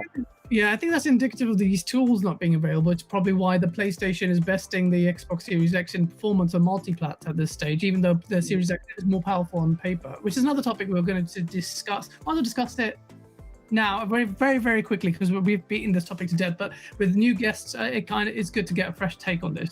Marlon, the PS5 is beating the Xbox Series X in performance on multi-plats. I did watch your video. I have to admit, it was quite a hilarious reaction when you thought the PlayStation was going to be like 13 teraflops and it hit that 10.3, and it was obvious the disappointment was written on your face. Yeah, but then come launch and the PlayStation is doing better than the Series X. Did you expect that? What's your take on what's going to happen in the future with that? With the PS5, honestly, look, I've had so many people just talking, this and that, and so I feel like everything that Mark Cerny and the team set out to do with the PS5 is really slowly unfolding, and this is just the beginning, because you look at games like Miles Morales, which is literally insane when you're talking about dynamic 4K with 60 FPS and how beautiful that game looks, and of course Demon Souls, and just, you know, how those games are just slowly really scratching the surface of what the system can do. And this is something that I've been telling people, like, it's not about the T-flops, because everybody was throwing it in my face, like, see, it's only 10 T-flops and the Series X is 12. And I'm like, okay, that has nothing to do with how the game is going to play and look. Okay, that's just floating points. But the future is definitely bright for the PS5 because there's a lot of things right now, at least on surface, the games that we do know about, you know, Gran Turismo 7, Ratchet and Clank, God of War, Ragnarok. The power side of things, do you think the Xbox Series X will catch up, or that divide will be clearer or bigger when Xbox gets these tools or whatever that's slowing it down? I think so, but it's not going to be a huge margin. Like, it's not like how people was painting the picture, like, oh, you're going to see a big difference. You know, so I feel like the potential is there, and I'm really happy with the direction that Microsoft is going with, you know, of course, acquiring all these studios and everything like that. But yes, I do believe that once developers kind of sink into the Series X as far as like the full capabilities of the machine, yes, I feel like we'll see just a tad bit of difference, a performance difference here and there, but nothing like drastic to the point where, you know what I'm saying, like it's pretty obvious. And I think you don't think it's going to be like a Xbox One X versus PlayStation 4 Pro kind of divide? No. And this is the thing you got to look at too. Before the PS5 and the Series X came out, a lot of developers in the industry was praising the PS5 over the Series X, saying how easier it is to develop for. And it's not even just Sony developers or third-party devs, people from Microsoft. I mean, we had one of the ex-developers for Halo, and he was saying, man, before PS5, everything was literally a nightmare. You know what I'm saying, to literally develop for. And so the PS5 made it so easy. And so the easier it is for you to develop, it's going to be so much better. The games are going to look and play so much better. You know what I'm saying? Because the system is easy to develop for. And so I think that's one of the uptick that Sony have over Microsoft right now, is that they have a lot more freedom and there's no friction or anything like that. Everything is just very smooth, and they're able to work and be able to achieve what they want, you know, especially with that SSD. I mean, that's a dream come true for a lot of developers and everything. Yeah. We'll quickly hit Mariano Pompa. Thank you so much for the $5 super chat. He goes, would you take Halo multiplayer first and release the campaign later? No. I think everyone in the panel would say release the full project, right? Yes, everyone said yes. It's done. Yeah, the chat is very animated on this power thing, as you expect. Boy. Ains, I'm gonna throw you in the deep end. What's going on? Wow. Thanks, man. Yeah. So this topic has been covered to death, right? Yeah, it's very specific. I'll make it quick and specific. Do you think the Xbox Series X, when its dev tools become whatever, the power divide will be noticeable or appreciable later on in the gen, or negligible? To a degree, yeah, I do. Funny enough, a named Carl who writes for Season Gaming, he's a very tech savvy guy, and he did an article recently on just focusing on the hardware of the PS5 and Series X. And two core things. I think it's clear, it should be clear to most people that the Series X is a monster on paper, right? It's got that expanded hardware. It's more powerful hardware on paper. Yeah. The thing that you see with the PlayStation 5 one is that there's two things. One, I think that's become obvious is that as you already kind of alluded to, it's kind of the tool set, but development transition, I would say, from the PS4 to the PS5 was easier for developers. It's just fundamentally already there, right? What they're doing, with much better hardware. But the PS5 also does have kind of some aces up its sleeve in the sense. Teraflops aren't everything. And I'm not saying that the PS5 is as powerful as the Series X, but what I'm saying is there are some unique things about the PS5 architecture that allow it to kind of weave its way around some of the shortcomings that it has on paper. I guess that's a decent way to put it. So they're both impressive machines in different ways. I do think the Series X over time will show the power gap. How much that will be will come down to developers and development time and tool sets and APIs and all the other things that go into development beyond just the end hardware, right? Because certain developers can do more with less. I mean, we see it all the time. But from a pure hardware perspective, yeah, the Series X is the more advanced machine, but whether or not when we're going to see the full capabilities of that and how big of a gap that'll be between it and the PS5 is yet to be seen. I don't think anyone could pinpoint that at this point in time. Yeah. Wilmy, do you give a shit about this power thing? And what do you think is going to happen? I don't really care because I play on a $7,000 PC. But, the thing is, I mean, there's nothing actually next gen out yet anyway. Yeah, so I mean, yeah. And until the next gen games really start to release and the multi-plats for both consoles, I mean, it's early days. Yeah, I mean, at this point, just it doesn't really matter much. Yeah, so, I mean, the games on the PlayStation they're pretty negligible. I mean, without Digital Foundry's analysis, probably would struggle to notice these anyway. But still, the power divide was touted, and it didn't translate to that early doors. So the power divide is great for fanboy fodder. Most people that play on both consoles could really give two shits. Yep. I mean, honestly, I own both, so it doesn't matter to me. Yeah, that's absolutely true. Crap Gamers Daddy, thank you so much for the $5. It's $5 because the only Series X game that I want to truly shine like crazy is the first party titles like Halo, Perfect Dark, Fable, and they better be locked at 60.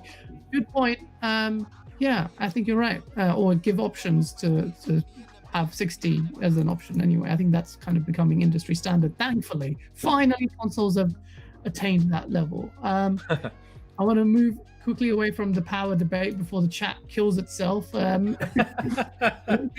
war out there as I expected. So it's me bringing it up on ourselves.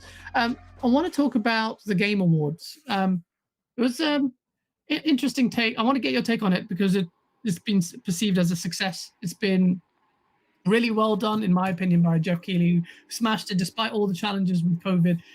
Delivered a spectacular show, and maybe bodes well for shows like E3, where we have to contend with COVID-19, and we still we don't have to compromise on the quality of shows like that. But the announcements are what I want to talk about before we get into the awards. The announcement, well, first of all, we have to talk about Perfect Dark. Ainsley, are you a Perfect Dark fan? Did you play Perfect Dark, and how big is this?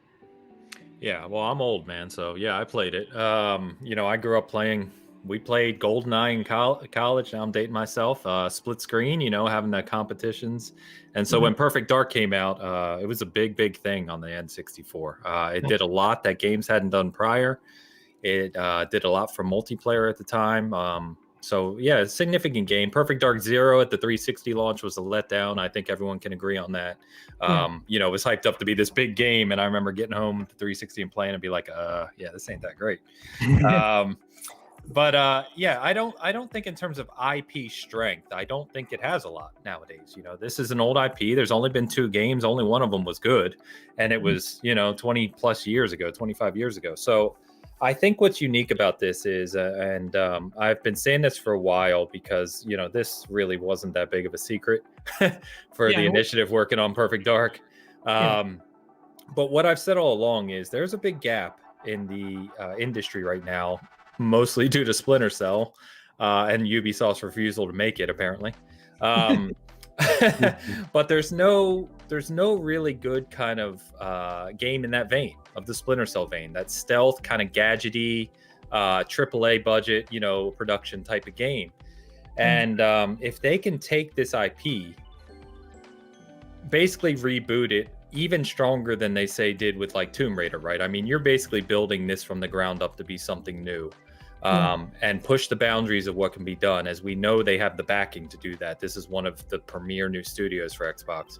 And you can also simultaneously bring Joanna Dark up as kind of, I keep referencing her in akin to Aloy, as Aloy has become a very notable icon for PlayStation now, rightfully so in my opinion. I love Aloy.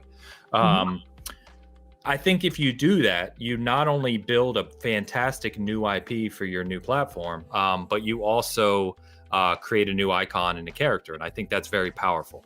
That's what initiative. The funny thing is that's what I've been hoping for all this time. We knew it was being developed. And if you've watched the Q&A with the developer, Xbox put out a separate video after the Game Awards with that. It's exactly what they say. Rebuilding ground up, futuristic, lots of focus on gadgets and stealth, pushing game boundaries and reinventing Joanna Dark. And I think that's a fantastic approach. Again, all potential is one thing, delivery is a complete another thing. I really feel this game has a ton of potential to be a massive new IP, theoretically speaking, right? Or new franchise, I guess is a better word for Xbox going forward. But they have to nail it. If this game comes out, and as we've seen with a lot of games, if this game comes out and from a rating standpoint it's in the 6s or something, it's gonna go by the wayside. Dead to that. You can't do that. Yeah, you can't mess this one up. And that studio is loaded with talent, to the brim with talent. So you have all the talent in the world, you have all the money in the world, and you've got this IP that you can do whatever you want with, that has all the potential in the world. Don't mess it up. You gotta deliver. It's an interesting point you made about the fact that we could finally see a different or a new mascot for the Xbox. The Master Chief, we have our Aloy. No, don't push Chief aside. All right, I mean she can stand next to Chief over here. Chief is Xbox, but it'll be good for Xbox to have a different, kind of mascot. Because we've been hanging on to Blinks, the bloody time sweeper. But it's good vibe. Someone in the chat said that the trailer killed it with the vibe. It was a great hype trailer for sure. Absolutely, but CGI trailers aren't always the best, but they're good for titles that are far away, and you get an idea of the tone they're going for. That looks good. Asa, before going to the guest, were you a big Perfect Dark fan? And what do you think about the game? I'm kind of glad that Ain said what he did about the IP not actually being that powerful. You see a lot of hype that there's a Perfect Dark game coming around from little circles on Twitter, but it's like, that game your dad used to play on Nintendo. Yeah, nobody outside of this kind of group of people knows what Perfect Dark is. Yeah, it's not a massively powerful IP, but it does have a style and aesthetic to it that is appealing. And like you say, there is a massive gap to fill without the likes of Splinter Cell. Personally, I hate stealth games, so I don't want it to lean too heavily into Splinter Cell, but You hate You know, stealth. not every Okay, I'm game has not to be for me. We know. At least you did it noisy, like. If you just snuck off, then it would have been not stealth. Yeah, no, I don't know. It'll be interesting. I mean, like, yeah, it's a studio that's got masses and masses of talent that have been poaching, so see what they can deliver, Perfect Dark or otherwise. Yeah, that's going to be. Finally, at least we know what the hell the initiative are working on. All the speculation can go by the wayside. Well, I think we all knew anyway, didn't we? We kind of knew. We did know. Really But, bad secret. Yeah. yeah. What do you think, Wilmy? Are you hyped about Perfect Dark? I am, but I saw a lot of other games I'm more hyped for. Yeah. Like Callisto. Yeah. Whoa. I saw that. The first thing I thought was Dead Space. Yep. And that really, I'm excited for that one. And Back for Blood. Yep. Original creators of Left 4 Dead. I mean, come on. Who doesn't? Who didn't like Left 4 Dead? And if you did not like Left 4 Dead, leave a comment in the chat, and I will tell you why you are wrong. But I'm happy to see it. I have not played Perfect Dark in 18 years, maybe. Yeah. Don't go back and play it now. It is rough. I saw someone stream it. I saw someone stream it, and I'm like, Jesus, no. We also saw other. Oh, sorry, Marlon. Did you ever play Perfect Dark? And are you a fan of it? And do you think it's? Yeah, most definitely on the N64. The one on 360 is terrible. I mean, I'm like, what in the world is this? But yeah, I screamed like when I saw. I was like, oh my god! I was like, Perfect Dark, let's go! You know, like now we finally know what the initiative is working on, because I mean, rumors was kind of stemming out about, you know, that's really what it is. So I was like, wow, that was very, very refreshing to see. But yeah, I'm look, you know, be ambitious with this and really like get into the roots of what makes Perfect Dark. And I feel like if they could stay really close to the N64 as far as like the foundation and just build on that and just give us something that is really true to the spirit of it, I feel like we will be good to go. And Xbox, they need this right now. They need that buzz, because I saw a lot of people out on Twitter.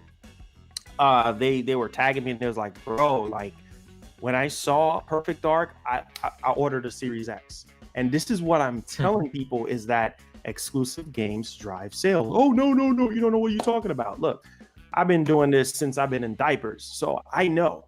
You know what I'm saying? I know, like, this is what it boils down to. At Microsoft, they needed to have a strong presence at the Video Game Awards. And when I saw that, I was like, holy freaking cow, let's go. Perfect Dark.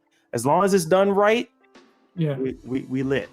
Yeah, absolutely. And you know, what's it called? Aaron Greenberg said, like, temporary expectations, don't expect much. Finally, for once, he undersold the show, and For once.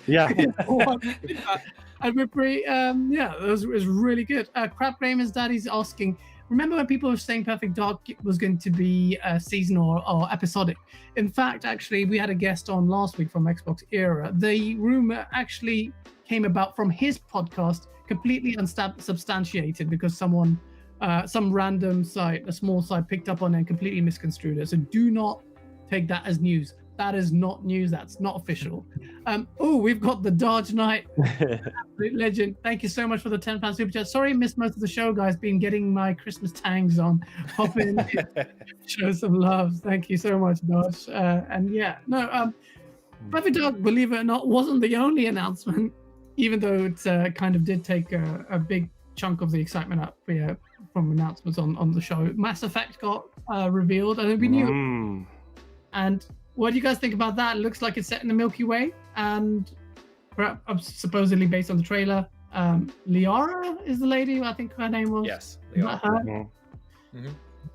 What, Ainsley, do you think BioWare are done with these two big debauches? Is it all going to shit, or are you still excited? Are you excited after the mess that was Andromeda? I'm excited. Yeah, I mean, I have a hardcore love for both Dragon Age and Mass Effect. You know, Knights of the Old Republic is still one of the best RPGs. You know, I mean, it's an absolute classic. Jade Empire was great.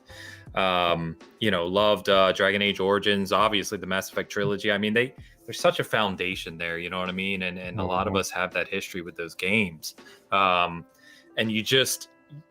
you want to almost will it into existence, this being spectacular, and bringing those memories back of what they gave to you when you were younger. But whether or not they can deliver, I don't know. I do think it's curious that, we heard about Dragon Age last year, and we know that that's still relatively early in development. That's got some time left. And they only announced Mass Effect was being worked on recently when they announced the Legendary Edition, right? Yeah. Which is cool in itself. But my big question is how far they can't be more than like storyboarding at this point with this game. Yeah. So if you're talking, we all want to trip everything we've been saying, right? Big budget, AAA, Mass Effect experience, make us forget about Andromeda, bring us back to what we love about the core game. Why do you tease that now when this game is years and years away from fruition? The only thing I can think, and Mo mentioned this too on my on Bigcast, is the only thing I can think is there's been a lot of bad press about BioWare. Never mind the Anthem debacle we're not going to get into. But, with, what's his name? Been talking too long about games today, guys. Casey Hudson, and the other gentleman, not Mark Dara, is it? Mark Dara. Okay, yeah, hi, not too bad. Casey Hudson, Mark Dara, now departing, and there being what is to us looks like turmoil at BioWare. We're all asking the question: is BioWare dead? Are they done? So I think what they're trying to do is reinvest, get some of that goodwill back to say, hey, we're working on these big projects. Get excited, they're coming, etc. Now,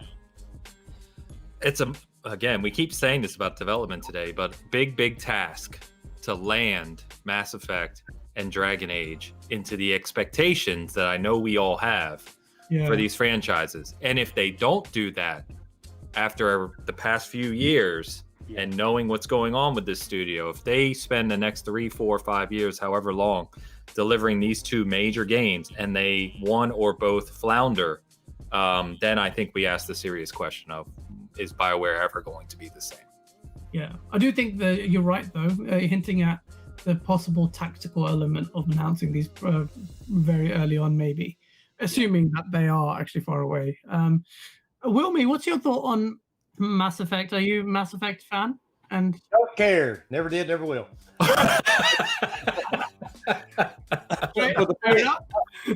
Yeah, I've never cared about it, but my only thought is with BioWare. Yeah. Let's hope it's the same BioWare. That's all I've got to say.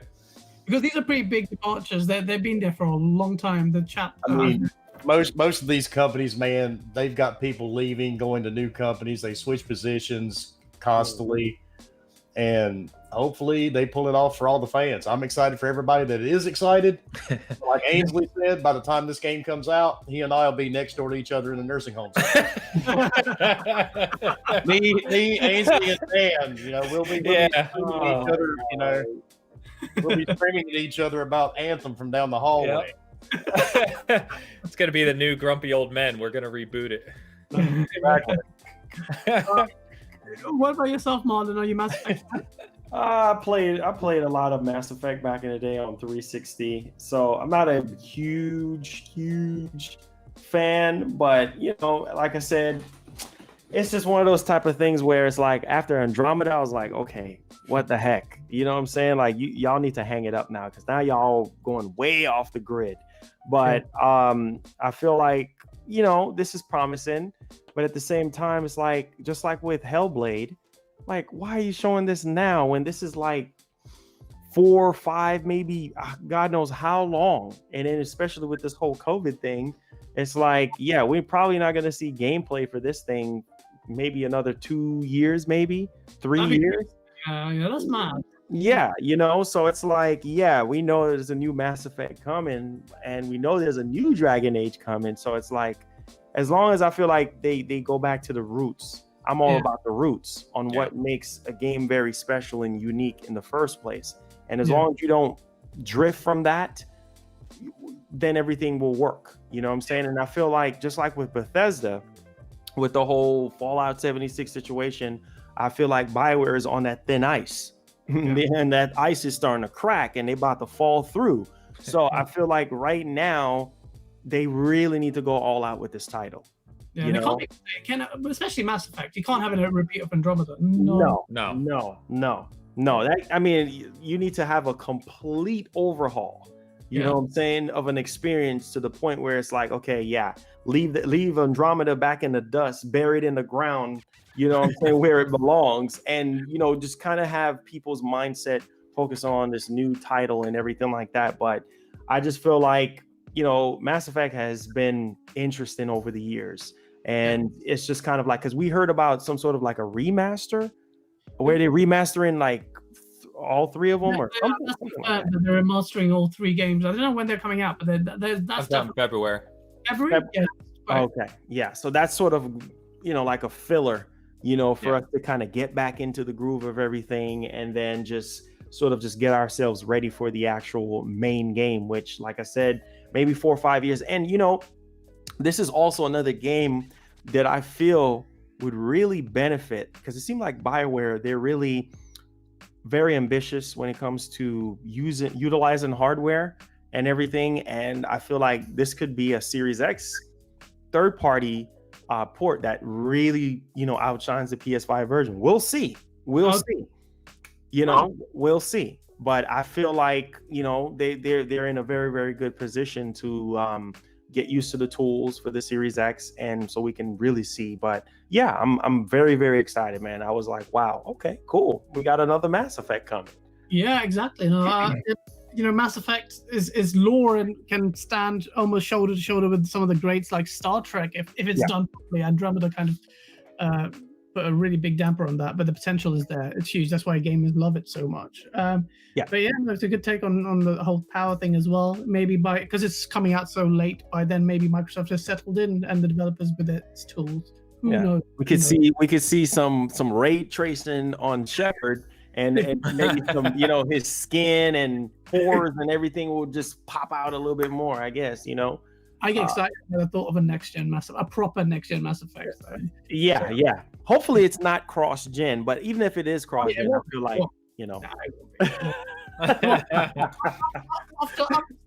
most devs have now got the memo and said don't bother. It's a time sink that we do not want to devote to. Funny thing about Andromeda, real quick quip. Yeah, it was one of the first games I got early access to for my site.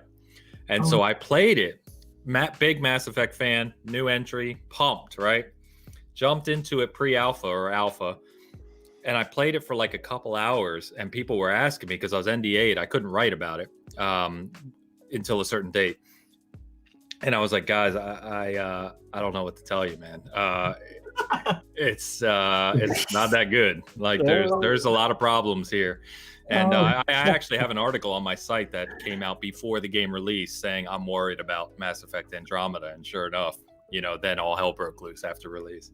That's good. That means you're a good journalist. Imagine if you thought, this is great, and then the shit showed up. No, I was taking pictures. I couldn't post them, right? But I had them on my phone and stuff, and I was sending them to my friends like, look at this girl's face, man. Like, what's wrong with it? Ladies and gentlemen, he did not break his NDA. He's just joking about that. I didn't do that. I was going to skip through to some bits about cross-gen support. I think we'll kind of be on the same, on the same wavelength anyway. I think generally cross-gen support needs to die, so I don't want to tread over that. I think just the final topic, just to wrap it up. I've had a lot of fun talking to you about it, but the Game Awards do need special mention, particularly the big award that was the winner. That was The Last of Us Part 2. I don't think you should have won it. I don't think it should have been The Last of Us Part 2. Marlon, who do you think should have won, or which game do you think should have won the game of the year? Do you think The Last of Us Part 2 deserved it? You put me in a pickle. Honestly, man, because I was kind of stuck in between, Last of Us. The only, like I said, the only gripe for me with Last of Us was the part of this, not the whole entire story, but part of the story. Because I don't want to spoil it for anybody. Something happened to a special character. Yeah. But besides that, oh my God. I mean, it literally, gameplay-wise, just blew me. I thought I was playing an early PS5 game, to be honest. Like it looked that good. And Naughty Dog is no stranger to developing some really top-notch AAA type games and everything. But I feel like, Last of Us has been around for a while now, and I feel like, Ghost deserved it. Yeah. I felt like, this is a brand new IP. It's very ambitious. Sucker Punch did an amazing job, with this title. And I felt like, yeah, Ghost deserved it. I mean, I know a lot of people don't like samurai games, and but at the same time, the story, the production value, the gameplay, the combat, the sound, the music. I mean, they put their heart and soul into this project, and I just felt like that should have been Game of the Year. But it's and once again, Sony competing with themselves, just dominating the Game Awards. But it look, I just feel like if I had to choose Ghost, in my heart, Last of Us, but gotta go with Ghost, man, because you got to appreciate developers when they're really, really going all out with something brand new. Brand new. Yeah, and we already know what Naughty Dog is capable of, right? Mm. So I would say that would have been really ideal for the Game Awards to really just hand the torch to Sucker Punch. Well deserved, man. Even though it got, what was it, Player Voice Award or something, I felt like it should have been way more awards than that, because that game was just very good. After I beat the game, I was like, yeah, I wanted to go back and play it on the PS5 again, because at 60 FPS, you really get to really appreciate the essence of the game and really kind of see what the developers were trying to do. But yeah, that's my real true Game of the Year, Ghost of Tsushima, and I can't wait for part 2, most definitely. Oh yeah, I mean, I waited for the PS5 version. I love what I'm playing with Ghost of Tsushima. I didn't think I would like it based on the gameplay trailers. Yeah, but the initial trailer, I was really impressed. But then I thought I wrote it off. But then when I played it on PS5, I actually love that game. And I'm not those kind of grind, like that kind of template. It's almost like a bit like Assassin's Creed. No, this game just got me by the action, the setting, the love for the set pieces. Really good. I think a lot of people. It was the Player's Choice Award, wasn't it? That one. Was it the player voted? Player voice. Yeah, player like vote. Yeah, player. Yeah. Mm-hmm. Which is really remarkable. But at the same time, it's like, okay, we already know. And Last of Us was just getting awards left and right.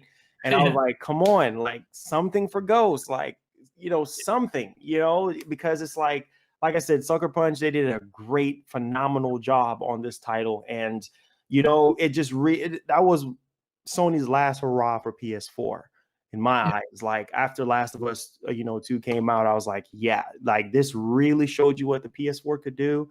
And just the set pieces, just capturing the essence of the Japan history and just everything that we come to know and love about the game. I felt like it was Game of the Year worthy. Definitely. No, I appreciate that. No, I understand that completely. Ains, can you tell us why Hades didn't win Game of the Year? I wish I could. I haven't played it yet.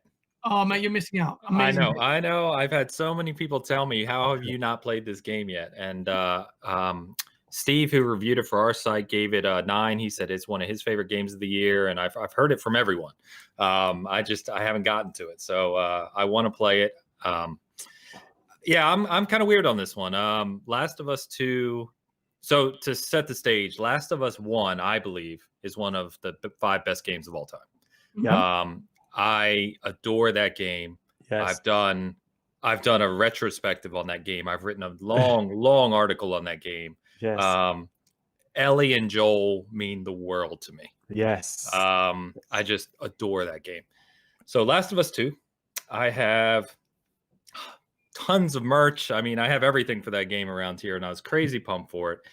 And as I reviewed it actually. So as I wrote in my review, I'll keep it real short, but I think at the very end of that review, what I said was they've created something special here, divisive. They've pushed boundaries in a lot of ways. But just because they could have done something doesn't mean they should have. Oh, and wow. I think what they did with Last of Us 2. Some people I know hold it as one of their favorite games of all time. Other people feel it destroyed a legacy. And I lean a little more to the legacy camp. I feel that really hurt Last of Us as a franchise for me, despite the obvious technical achievements and the voice acting and the cinematics. I mean, there's so many superlatives you can point to for that game. But at the core of it, Last of Us is a story. It told one of the best stories ever, in my opinion.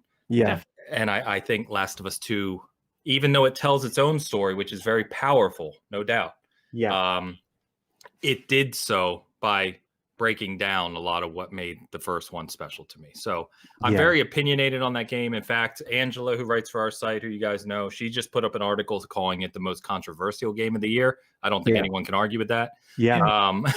And she made some very good points. Great article. So that's where I am in terms of game of the year. I don't know. I'm really weird. I don't have a game this year so far. Cyberpunk may end up being it, but I don't have a game so far that has really just up above and beyond everything else for me. So what would you like to win? What would you think it'd be? Oh, it would be nice if this game won it for you. Do you have a game? I really don't. That's what's weird. That's I fine. really don't. I love Doom Eternal. I thought Ori was spectacular and definitely was left out. I think Ghost of Tsushima. Oh, what was it? Best looking game. Come on, man. That's moving artwork. How's it? Oh, Ori? Yeah, Ori is spectacular game. Spectacular, top to bottom. Ghost, as Marlon just said, I think is a worthy contender. Lots of my friends think, have Ghost as their game of the year. So I think there's a lot of very, very good and great games this year. I just didn't have one that just stood above all others. In 2018, I had Red Dead and God of War. And, there's certain years where you have those games that just elevate themselves so far above. But I didn't have that this year. So I didn't really have an opinion with Last of Us winning. I personally thought it was going to win. But, that is what it is. No, fair enough. What about you, Wilmy? Was it Bugsnax, your game of the year? 100%. Well, the thing with The Last of Us 2, I know a lot of people don't like it for different reasons. If you understood my background and what I do and the type of business I own, I really enjoyed The Last of Us 2 because it proves one thing. Everything you do, no matter how right or how you feel about it to yourself, there's always a repercussion. It's true. And so I thought the story was actually done fairly well. I enjoyed it. Even Abby, and I know a lot of people hated Abby's perspective. I enjoyed the entire game. In a way, I think Joel may have kind of, it's karma in the real world. Spoilers, because I haven't played it. God, that's hard. We all call it karma. I mean, and if you put yourself, because I deal with the worst of humans every single day. That's my profession. And Ains knows what I do, so that's why he's laughing. I don't envy it. That's for sure. I see the worst in human beings every single day. And so I can't see you directly at me as you say that. But I deal with humans. I know how they are. I know how things work. And no matter what you do, you may feel that you are entitled to it or you're right by doing it, but you are inadvertently hurting someone else. And that was the entire story that Neil and their crew pulled together for The Last of Us 2. But as much as I did like The Last of Us 2, I think Ghost of Tsushima should have had the award. Because I have spent, like 100 and some hours. In Ghost of Tsushima. I was on podcasts with people that hated Xbox and all this stuff. And they're like, you probably haven't even played Ghost. I'm like, fucker, I've already beat this game And I mean, Ghost to me was entirely different. And just the whole experience. And it was new. Exactly. And that's my biggest complaint. A lot of games have became copy and paste. Assassin's Creed. That's one. Exactly. And And and like every year we get a new Call of Duty, and I mean, let's face it, I buy them, I play them. Yeah. They're the same game from last year with different skins. Assassin's Creed, like Marlon said, is the same thing. Matter of fact, I was on a podcast last night. We were talking about it. They're going to do a new one this year called Garden of Eden. What? No, it's a joke. We were just because they just keep going back in history, so might as well just start with creation and go from there. Assassin's Creed creation. But, I mean, so many games, and a lot of these studios have become complacent and want to play things safe. Yeah. Yeah. Yeah. So Sucker Punch really, to me, they took one for the team when they came up with Ghost. Yeah. Yeah. And they did something completely different. And to me, that's been my game of the year anyway. Yeah. And I think they should have won it. Yeah. Now, do I buy into this? You know that Neil Druckmann paid off If he did, hopefully he didn't buy those fucking shoes with the money.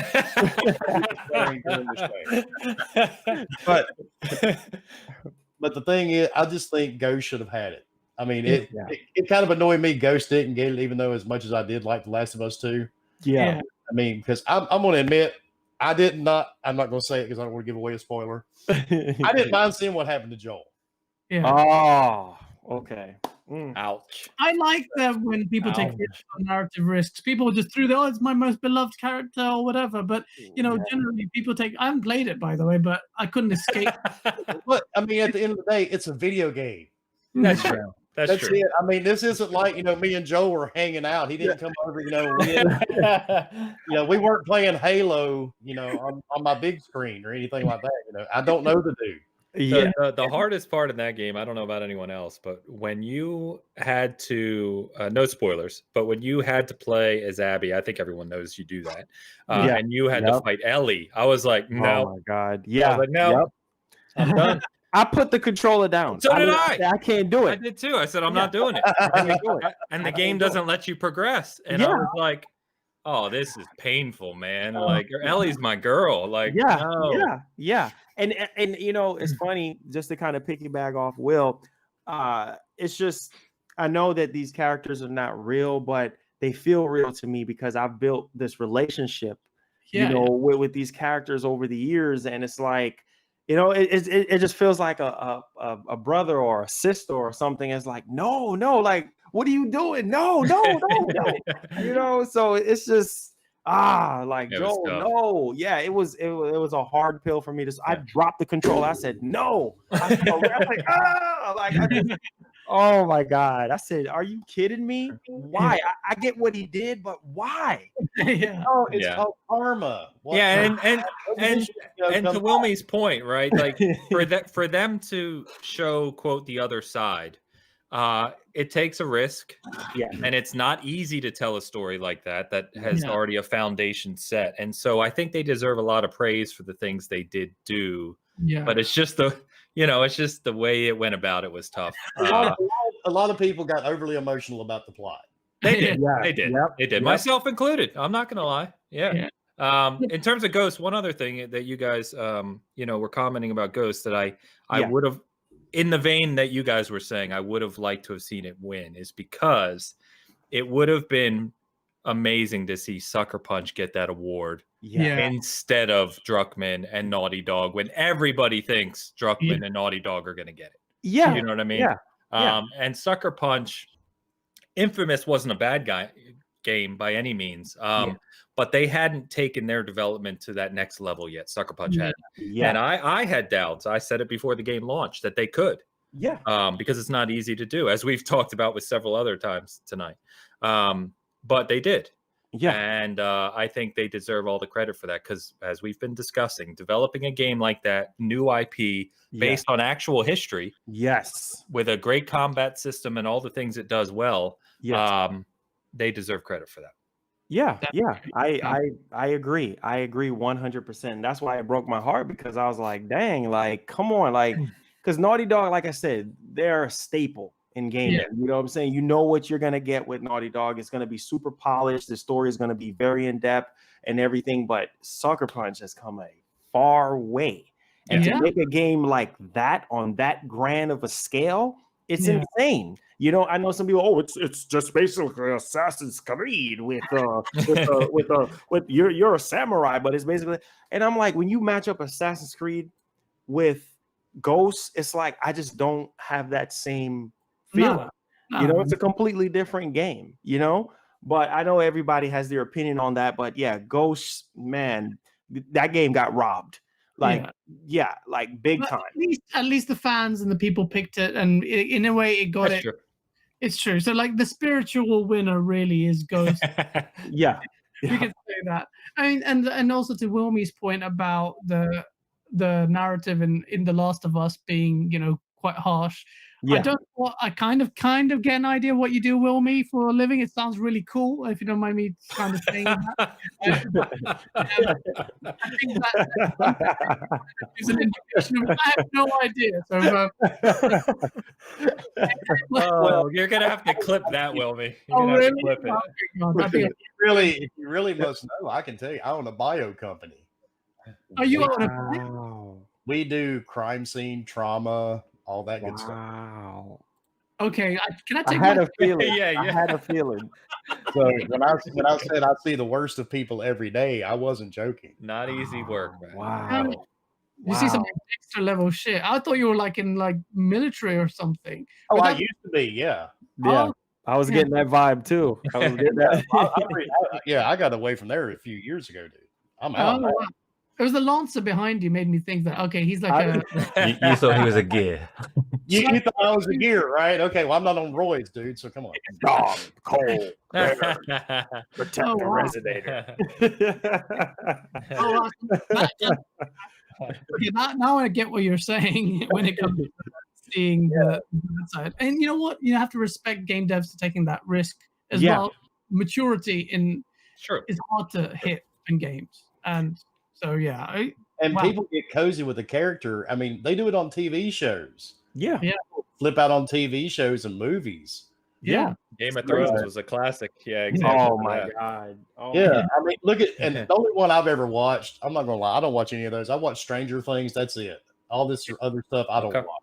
And if you got a character that goes away on Stranger Things, you've got a whole fan section that flips the hell out Yeah. Yeah, sure. with a video game. Absolutely. That is so true. And you know, I feel like another game that, you know, like I said, I applaud them so much. And Days Gone to me just have a lot of potential to just really be like that game of the year type of contender as well. And it's just like, I don't know, it just I still need to see more from that universe and everything. Like the story didn't really pull me in, you know, like I was hoping, but you know, Sony Ben, I mean, yeah, they got a little bit more work to do. At least from what I heard, they're working on the second one. Yeah. The story pulled me in because I had to finish to see if he ever found his wife. But then I was disappointed at the Don't. end. I was gonna say, don't ruin it. I haven't finished it yet. Oh no, Oh, you haven't finished? Oh wow. No. Okay. No. The other one I've got about 200 and some hours dumped in. Woo! Wow, man. Man, Wow. you play when you play. Oh yeah.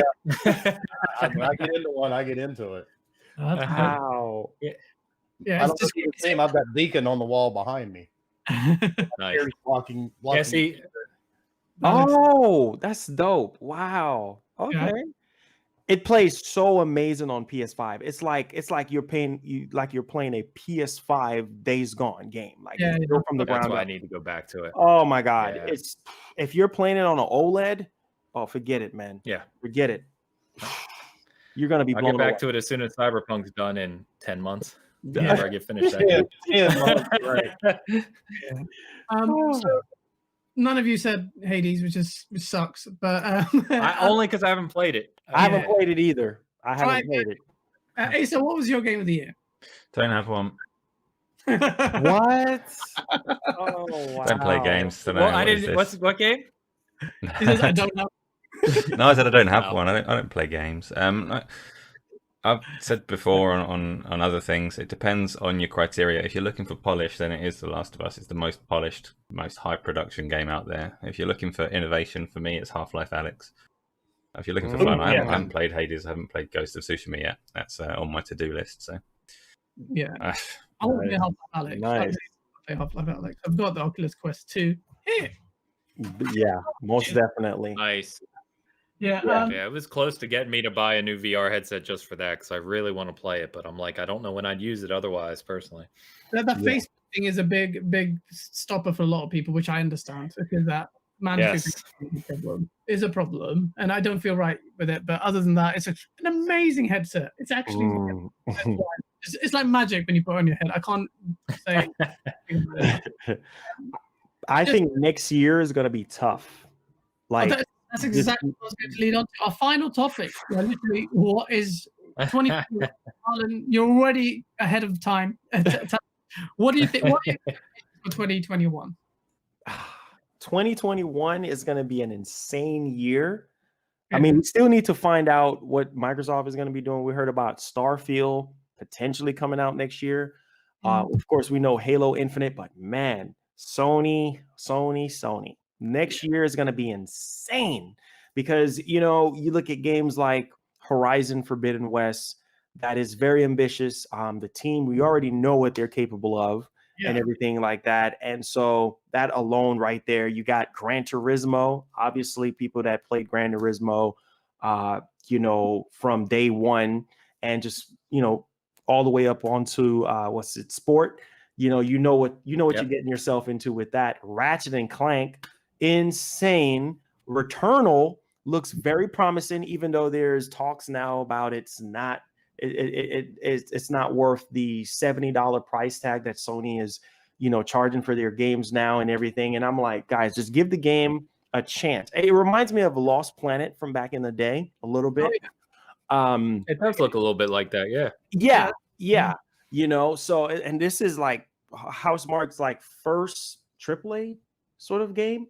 They bigger game, yeah. What was it? They did Resogun and Nex Machina.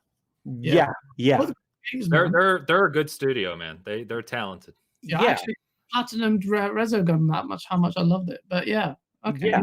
And then PlayStation is stacked. If it don't get delayed, you got God of War, you got Horizon, and you've got Gran Turismo. Yeah. No chance God of War releases next year. There's no chance. You know what? Let me say this. I want to say that. Let me say this right now about God of War. Like the crazy. You guys already know how I get with God of War. I love God of War. Like I could sit here and talk hours on that game. But the crazy part is when we had that September event, that PlayStation event, because I didn't want anything to come back to me as far as, oh, he said this or he said that. So I was like, okay, guys, at the end of the show, there's going to be a nice surprise for you guys at the end. You know, I said, I can't say what it is. And of course it was God of War because everybody was like, oh, Marlon, this show is trash. I was like, just hold on. Just hold on after the price. Just hold on. Yeah. And, you know, we heard Kratos saying the time draws near and, you know, we saw the logo and everything. And the crazy part that I think people got to understand is that development now, like the whole development time frame has changed when it comes to PlayStation development. That's what people don't understand because they thinking, oh, God of War, the next God of War is not going to be until like the next 3, 4, 5 years. But it's so much more easier for them now. They've got the engine. Yeah. So all they got to do is just modify it. And the PS5 is so easy for them to do that with. So it's like, it's so easy for these sequels to crank out. So like Ghost 2, probably in the next 2-3 years, easily about the next 2-3 years. It's not going to take them forever, you know, because the foundation is already there and all they got to do is just build on top of that. So I remember this was on IMDb. There was a posting for God of War being February 5th, releasing on February 5th. So I put out that tweet. The tweet went viral. And Corey actually commented on his like, what God of War Ragnarok are you talking about? You know, so of course, everybody started making articles about it. And then Alana Pierce, she jumped on it as well. And God of War is just like Halo. It's that game. Like, you know, it's just that get everybody excited. And so I don't think, I mean, it's a possibility that it could be 2022. Yeah. But yeah, go ahead.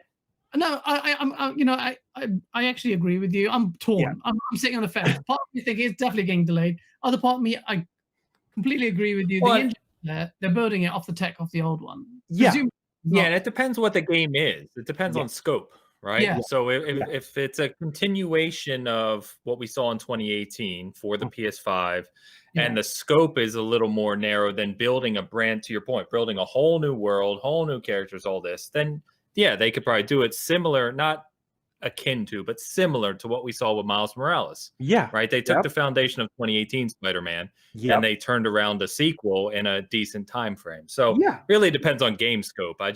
If they do release, to your point, Ratchet, Turismo, Forbidden West, and Ragnarok in 1 year, that'll be incredible. Yeah. And this would really bleed over into their actual sales predictions as well, because this is going to be a huge year for play. This is year one, Yeah. you know. And already I was telling people before the PS5 actually dropped and everything, and I was like, look, the PS5 is going to outsell the PS4. Like, there's no question about it, because the titles that they have in place and the remakes that are going to happen. Look, I've already said Sony needs to acquire Bluepoint. Like, they need to have Bluepoint, because after Demon Souls and what was it, Shadow of the Colossus? Come on, man. And Metal Gear remake that's supposedly been in development for 3 years, if that is true, insane. You know, you're looking at an insane future for PlayStation when it comes to the catalog of games, you know, and then how they're going to literally remember Jim Ryan said that they wanted to kind of compete with Game Pass. And so the plan behind that whole thing, which a lot of people don't really get, is that they're going to fuse everything together, like into like this one big like service and everything like that, and then just make PlayStation Now sort of like a much more better service, and everything be more streamlined, and you can stream at a much more higher frame rate and resolution and everything like that, and just offer that backwards compatibility that people really, really want via the cloud. And so it's just game development and the whole cloud-based situation is going to be so much more easier, like moving over into the future, because they're going to have upgraded server blades, because I think PlayStation Now was still running off of PS3. And so they're gonna update that now, and same thing with Microsoft as well. So it's just it's gonna be insane. The turnaround for these sequels are gonna be like very, very quick. Hopefully there's no delays. So I hope so. They've got and if PlayStation, definitely, if they do deliver those games next year, wow, that's gonna be insane year one. Man. And then the epic battle, you guys have not mentioned it. I'm telling you, man, this is gonna be Goliath versus David all over again, because you got God of War, you got Halo. Insane for 2021. You guys didn't think about that? Halo and Kratos going to Chief and Halo. Oh my God! Game of the Year award for that one, and the control that. Well, if Halo can actually get its act together and is in the running for that, then that would be messy. We'll need to appoint a few more moderators on chat, because that's going to be it's going to be crazy. And 2021 is going to be crazy. Like, who's going to get Game of the Year? Because it's like, if like you said, if Halo, I love the updates. I love what they're doing. I love what they showed off and everything. And I cannot wait for Halo Infinite. But we're talking about we're talking about Kratos. You know what I'm saying? And we already know what Sony Santa Monica and Corey and everybody is capable of. And how these guys really are wizards when it comes to hardware, and fully just, utilizing the hardware to its fullest potential. Like, it's going to be crazy, because from what I heard, it's going to be next to photorealistic. And that is insane. Yeah. I mean, they'll do some amazing stuff with the hardware. It may be cross-gen, though, which might stifle things. But yeah, I mean, you think so? Maybe I have a feeling it will be based on. Don't say that, man. Based on what he's saying, it sounds like it will be. I'm quite confident, but then I've been wrong, and Ace has made some like egg on my face gifs already. But I would also say quite controversial, which is the fact that I think it's easier for God of War as a game development in terms of game development for it to win Game of the Year than Yeah. Halo, which is doing. It has a yeah. lot to do. It's got multiplayer to sort out. Multiplayer. Halo fans are ridiculously demanding, and Yes, we are. we are, and it's got to do multiplayer and a 10-year game. Halo has his work cut out. Where Halo's biggest critics are its own fans. So I would That is say true. That's true. That is true. Very true. I just think for 2021, Microsoft. Look, I'm happy. I'm very happy at the fact that they have acquired a lot of studios, including Bethesda and Initiative. All of this stuff, like this sounds very, very good on paper.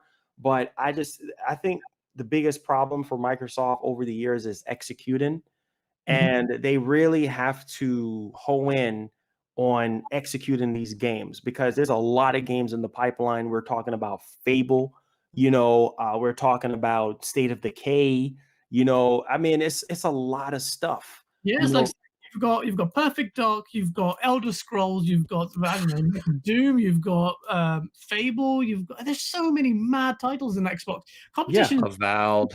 Valve, yeah. Like it's mad. Studios yet. The one I would wait to see is Compulsion. Oh man, Yeah. yeah.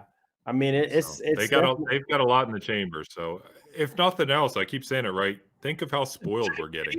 Yeah. Like everything we're talking about, it's just amazing studios and games. And even if one doesn't land, there's 15 more coming right behind it. Right? Yeah. Like so Does much he stuff to sound play. different to everyone, or is it just me? Because his sound, like his voice, That was so funny, deep right now. It's scary. What It's happened? Oh wow, you sound so different.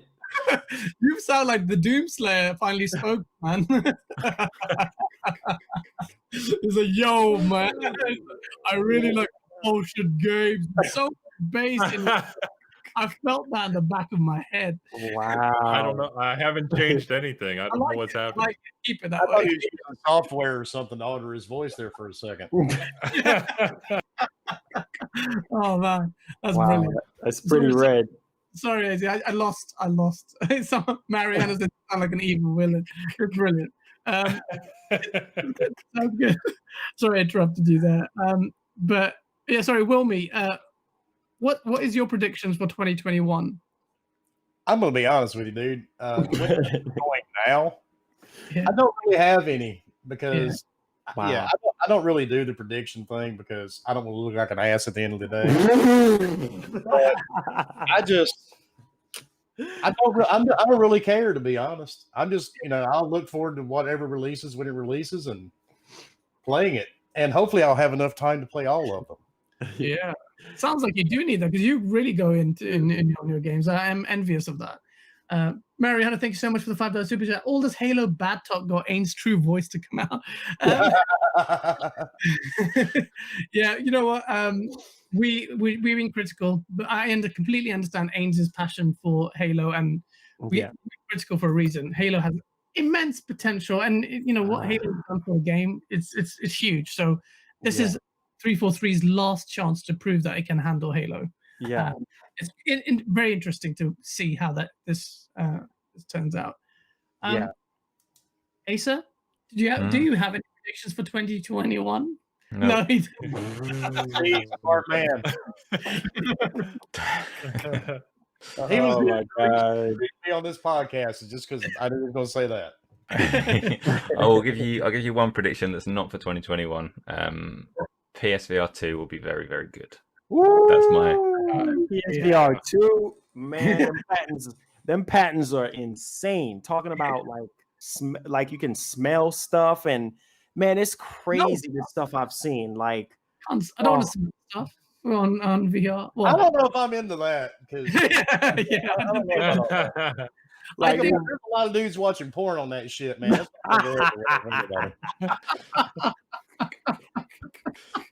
Sorry, I had to go there. oh my God.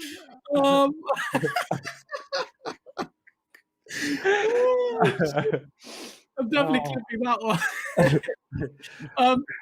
Other than the smell, the PS4 headsets, I think he was alluding to the feedback, maybe the haptic feedback and the resistance. Yeah, Yep. so all the Yep. stuff that makes the DualSense special, that's come from VR research. So being able to kind of feel the world, as it were, with the resistance and stuff, and it'll be wireless as well. So Yeah, that's the big thing, man. Man. Setting up PSVR is a hassle.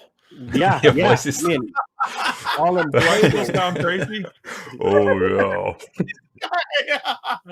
Oh yeah, you do. yeah. Oh man, I can't take it anymore. That's so yeah. The smells and sounds of PSVR are going to be incredible, and the feeling of it.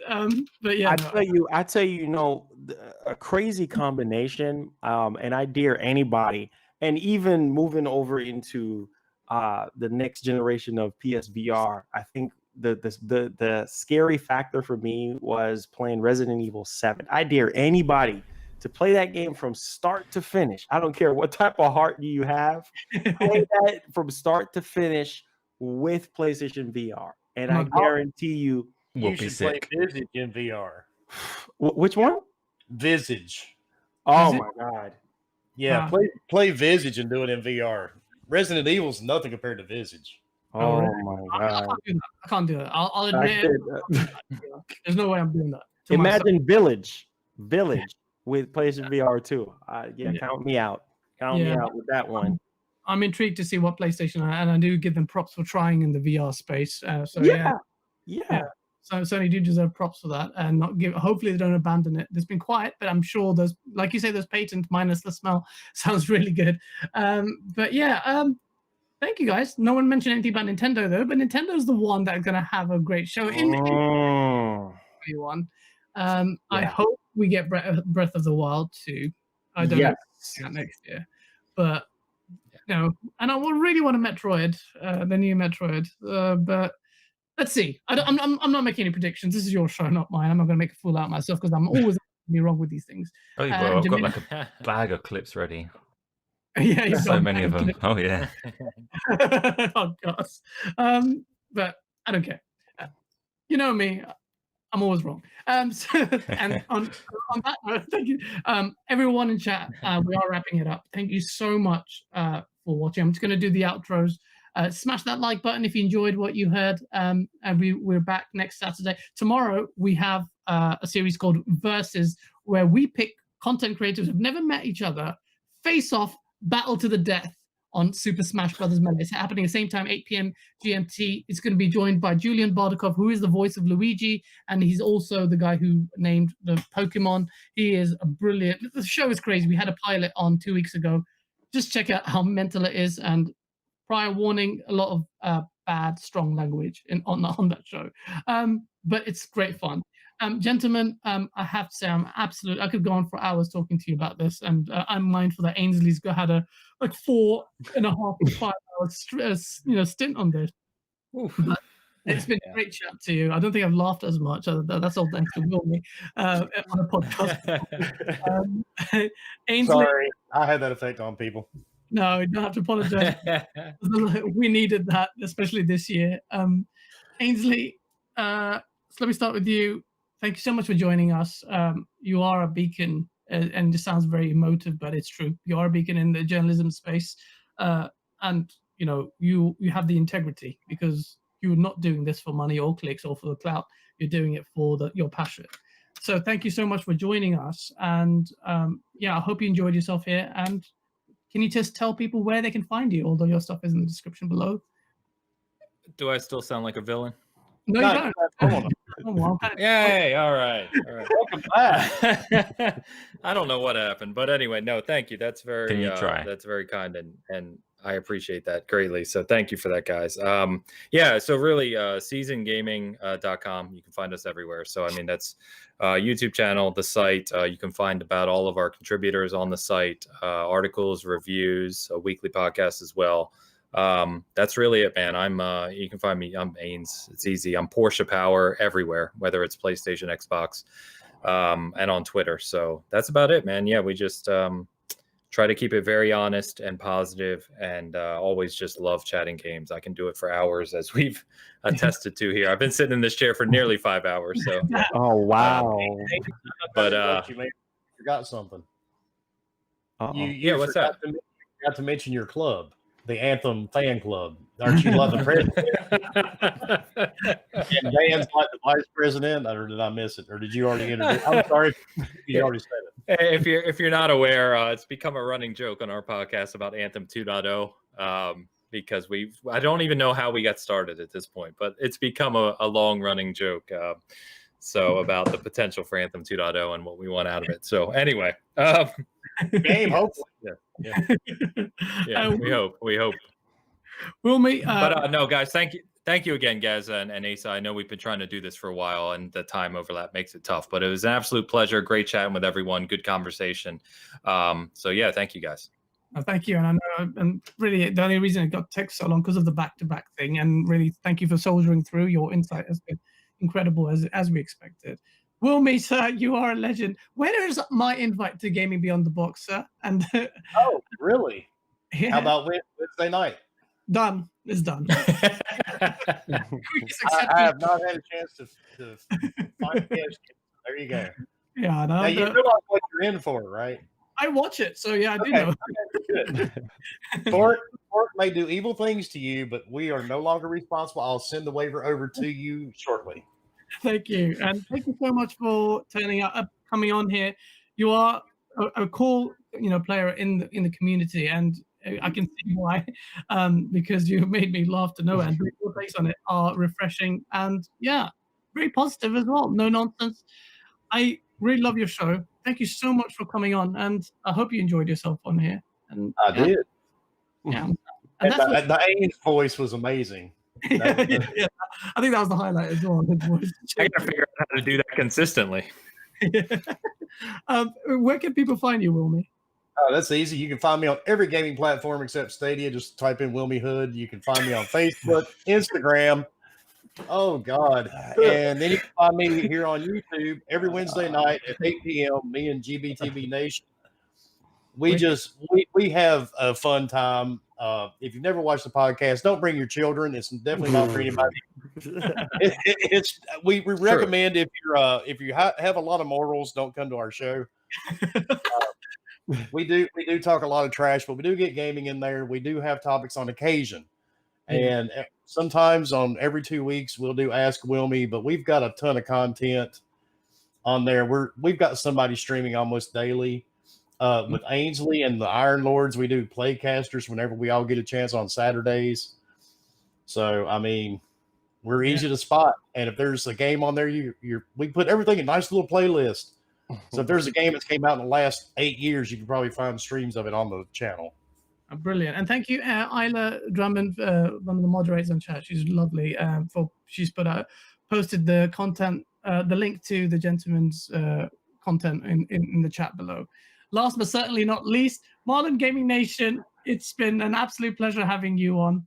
PlayStation-centric guy, but one of the few who is very delightfully, not toxic. That's a very controversial thing to say. I understand that, but you are lovely. You've been great on the show, and your content is great. I watch it all the time. Oh, appreciate that. No, I appreciate that. Thank you so much. I'll be completely honest. I was in chat, one of the super chatting away as I was arguing with you months ago. So we've now come back together. We were arguing and now we're getting on. And this is the thing. This is the whole point about GameOnDaily. And people are like, oh, you're an Xbox channel. Oh, you're a PlayStation channel. When you meet people and you talk to them face to face, the dynamic is very different because things get lost in translation over text and over Twitter. Definitely. Yes. And what you end up being is you're being great friends with people. And that's the thing. We're bringing people together. Marlon, you're being absolute gem. Thank you so much for being here, and tell us. I hope you enjoyed yourself. Yes, most definitely. I'm glad you did it. Thank you so much. And if you can tell people who haven't seen your stuff before, where can they find you? Oh yeah, Marlon Gaming Nation on Twitter, Marlon Gaming Nation on YouTube, and I do have a daily show that I do every single day at around 2:00 EST. So. Come through and let's have a good time. Yeah, have a good time. Don't be like me and argue with him. But it's been brilliant. Thank you so much, everyone, all the guests, everyone in chat. We've got nothing but love for you. Asa, do you want to do an outro? You're going to say no. Is this it? Are you doing one? Is this the end of it? You're not okay. I'll tell you what, guys. You're not going to do an outro. I'm going to do the outro. So yeah, thank you to all the guests, all the people viewing. We do have our own custom, bespoke, specially made Cyberpunk trailer coming up. It's heavy on language. If that upsets you, then just cover your ears and I don't know, don't look at it. It is also elsewhere on our channel, so go find it, share it around because it's only had about 500 views and it's really good. Thank you, guys. Thank you everyone watching, and that's it. Peace out.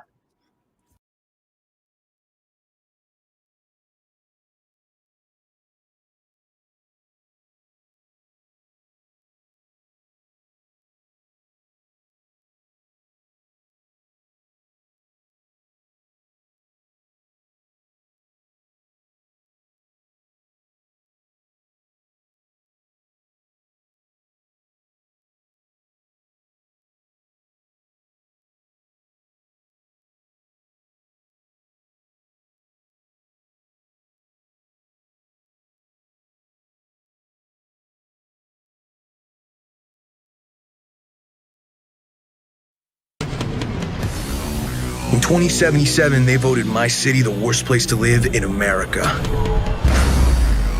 You either burn alive in it, or you never existed at all. Looking for justice. In Night City, I seek revenge.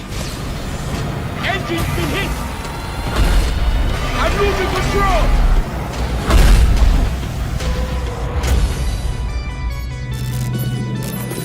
control! Wake the fuck up, samurai. We have a city to burn.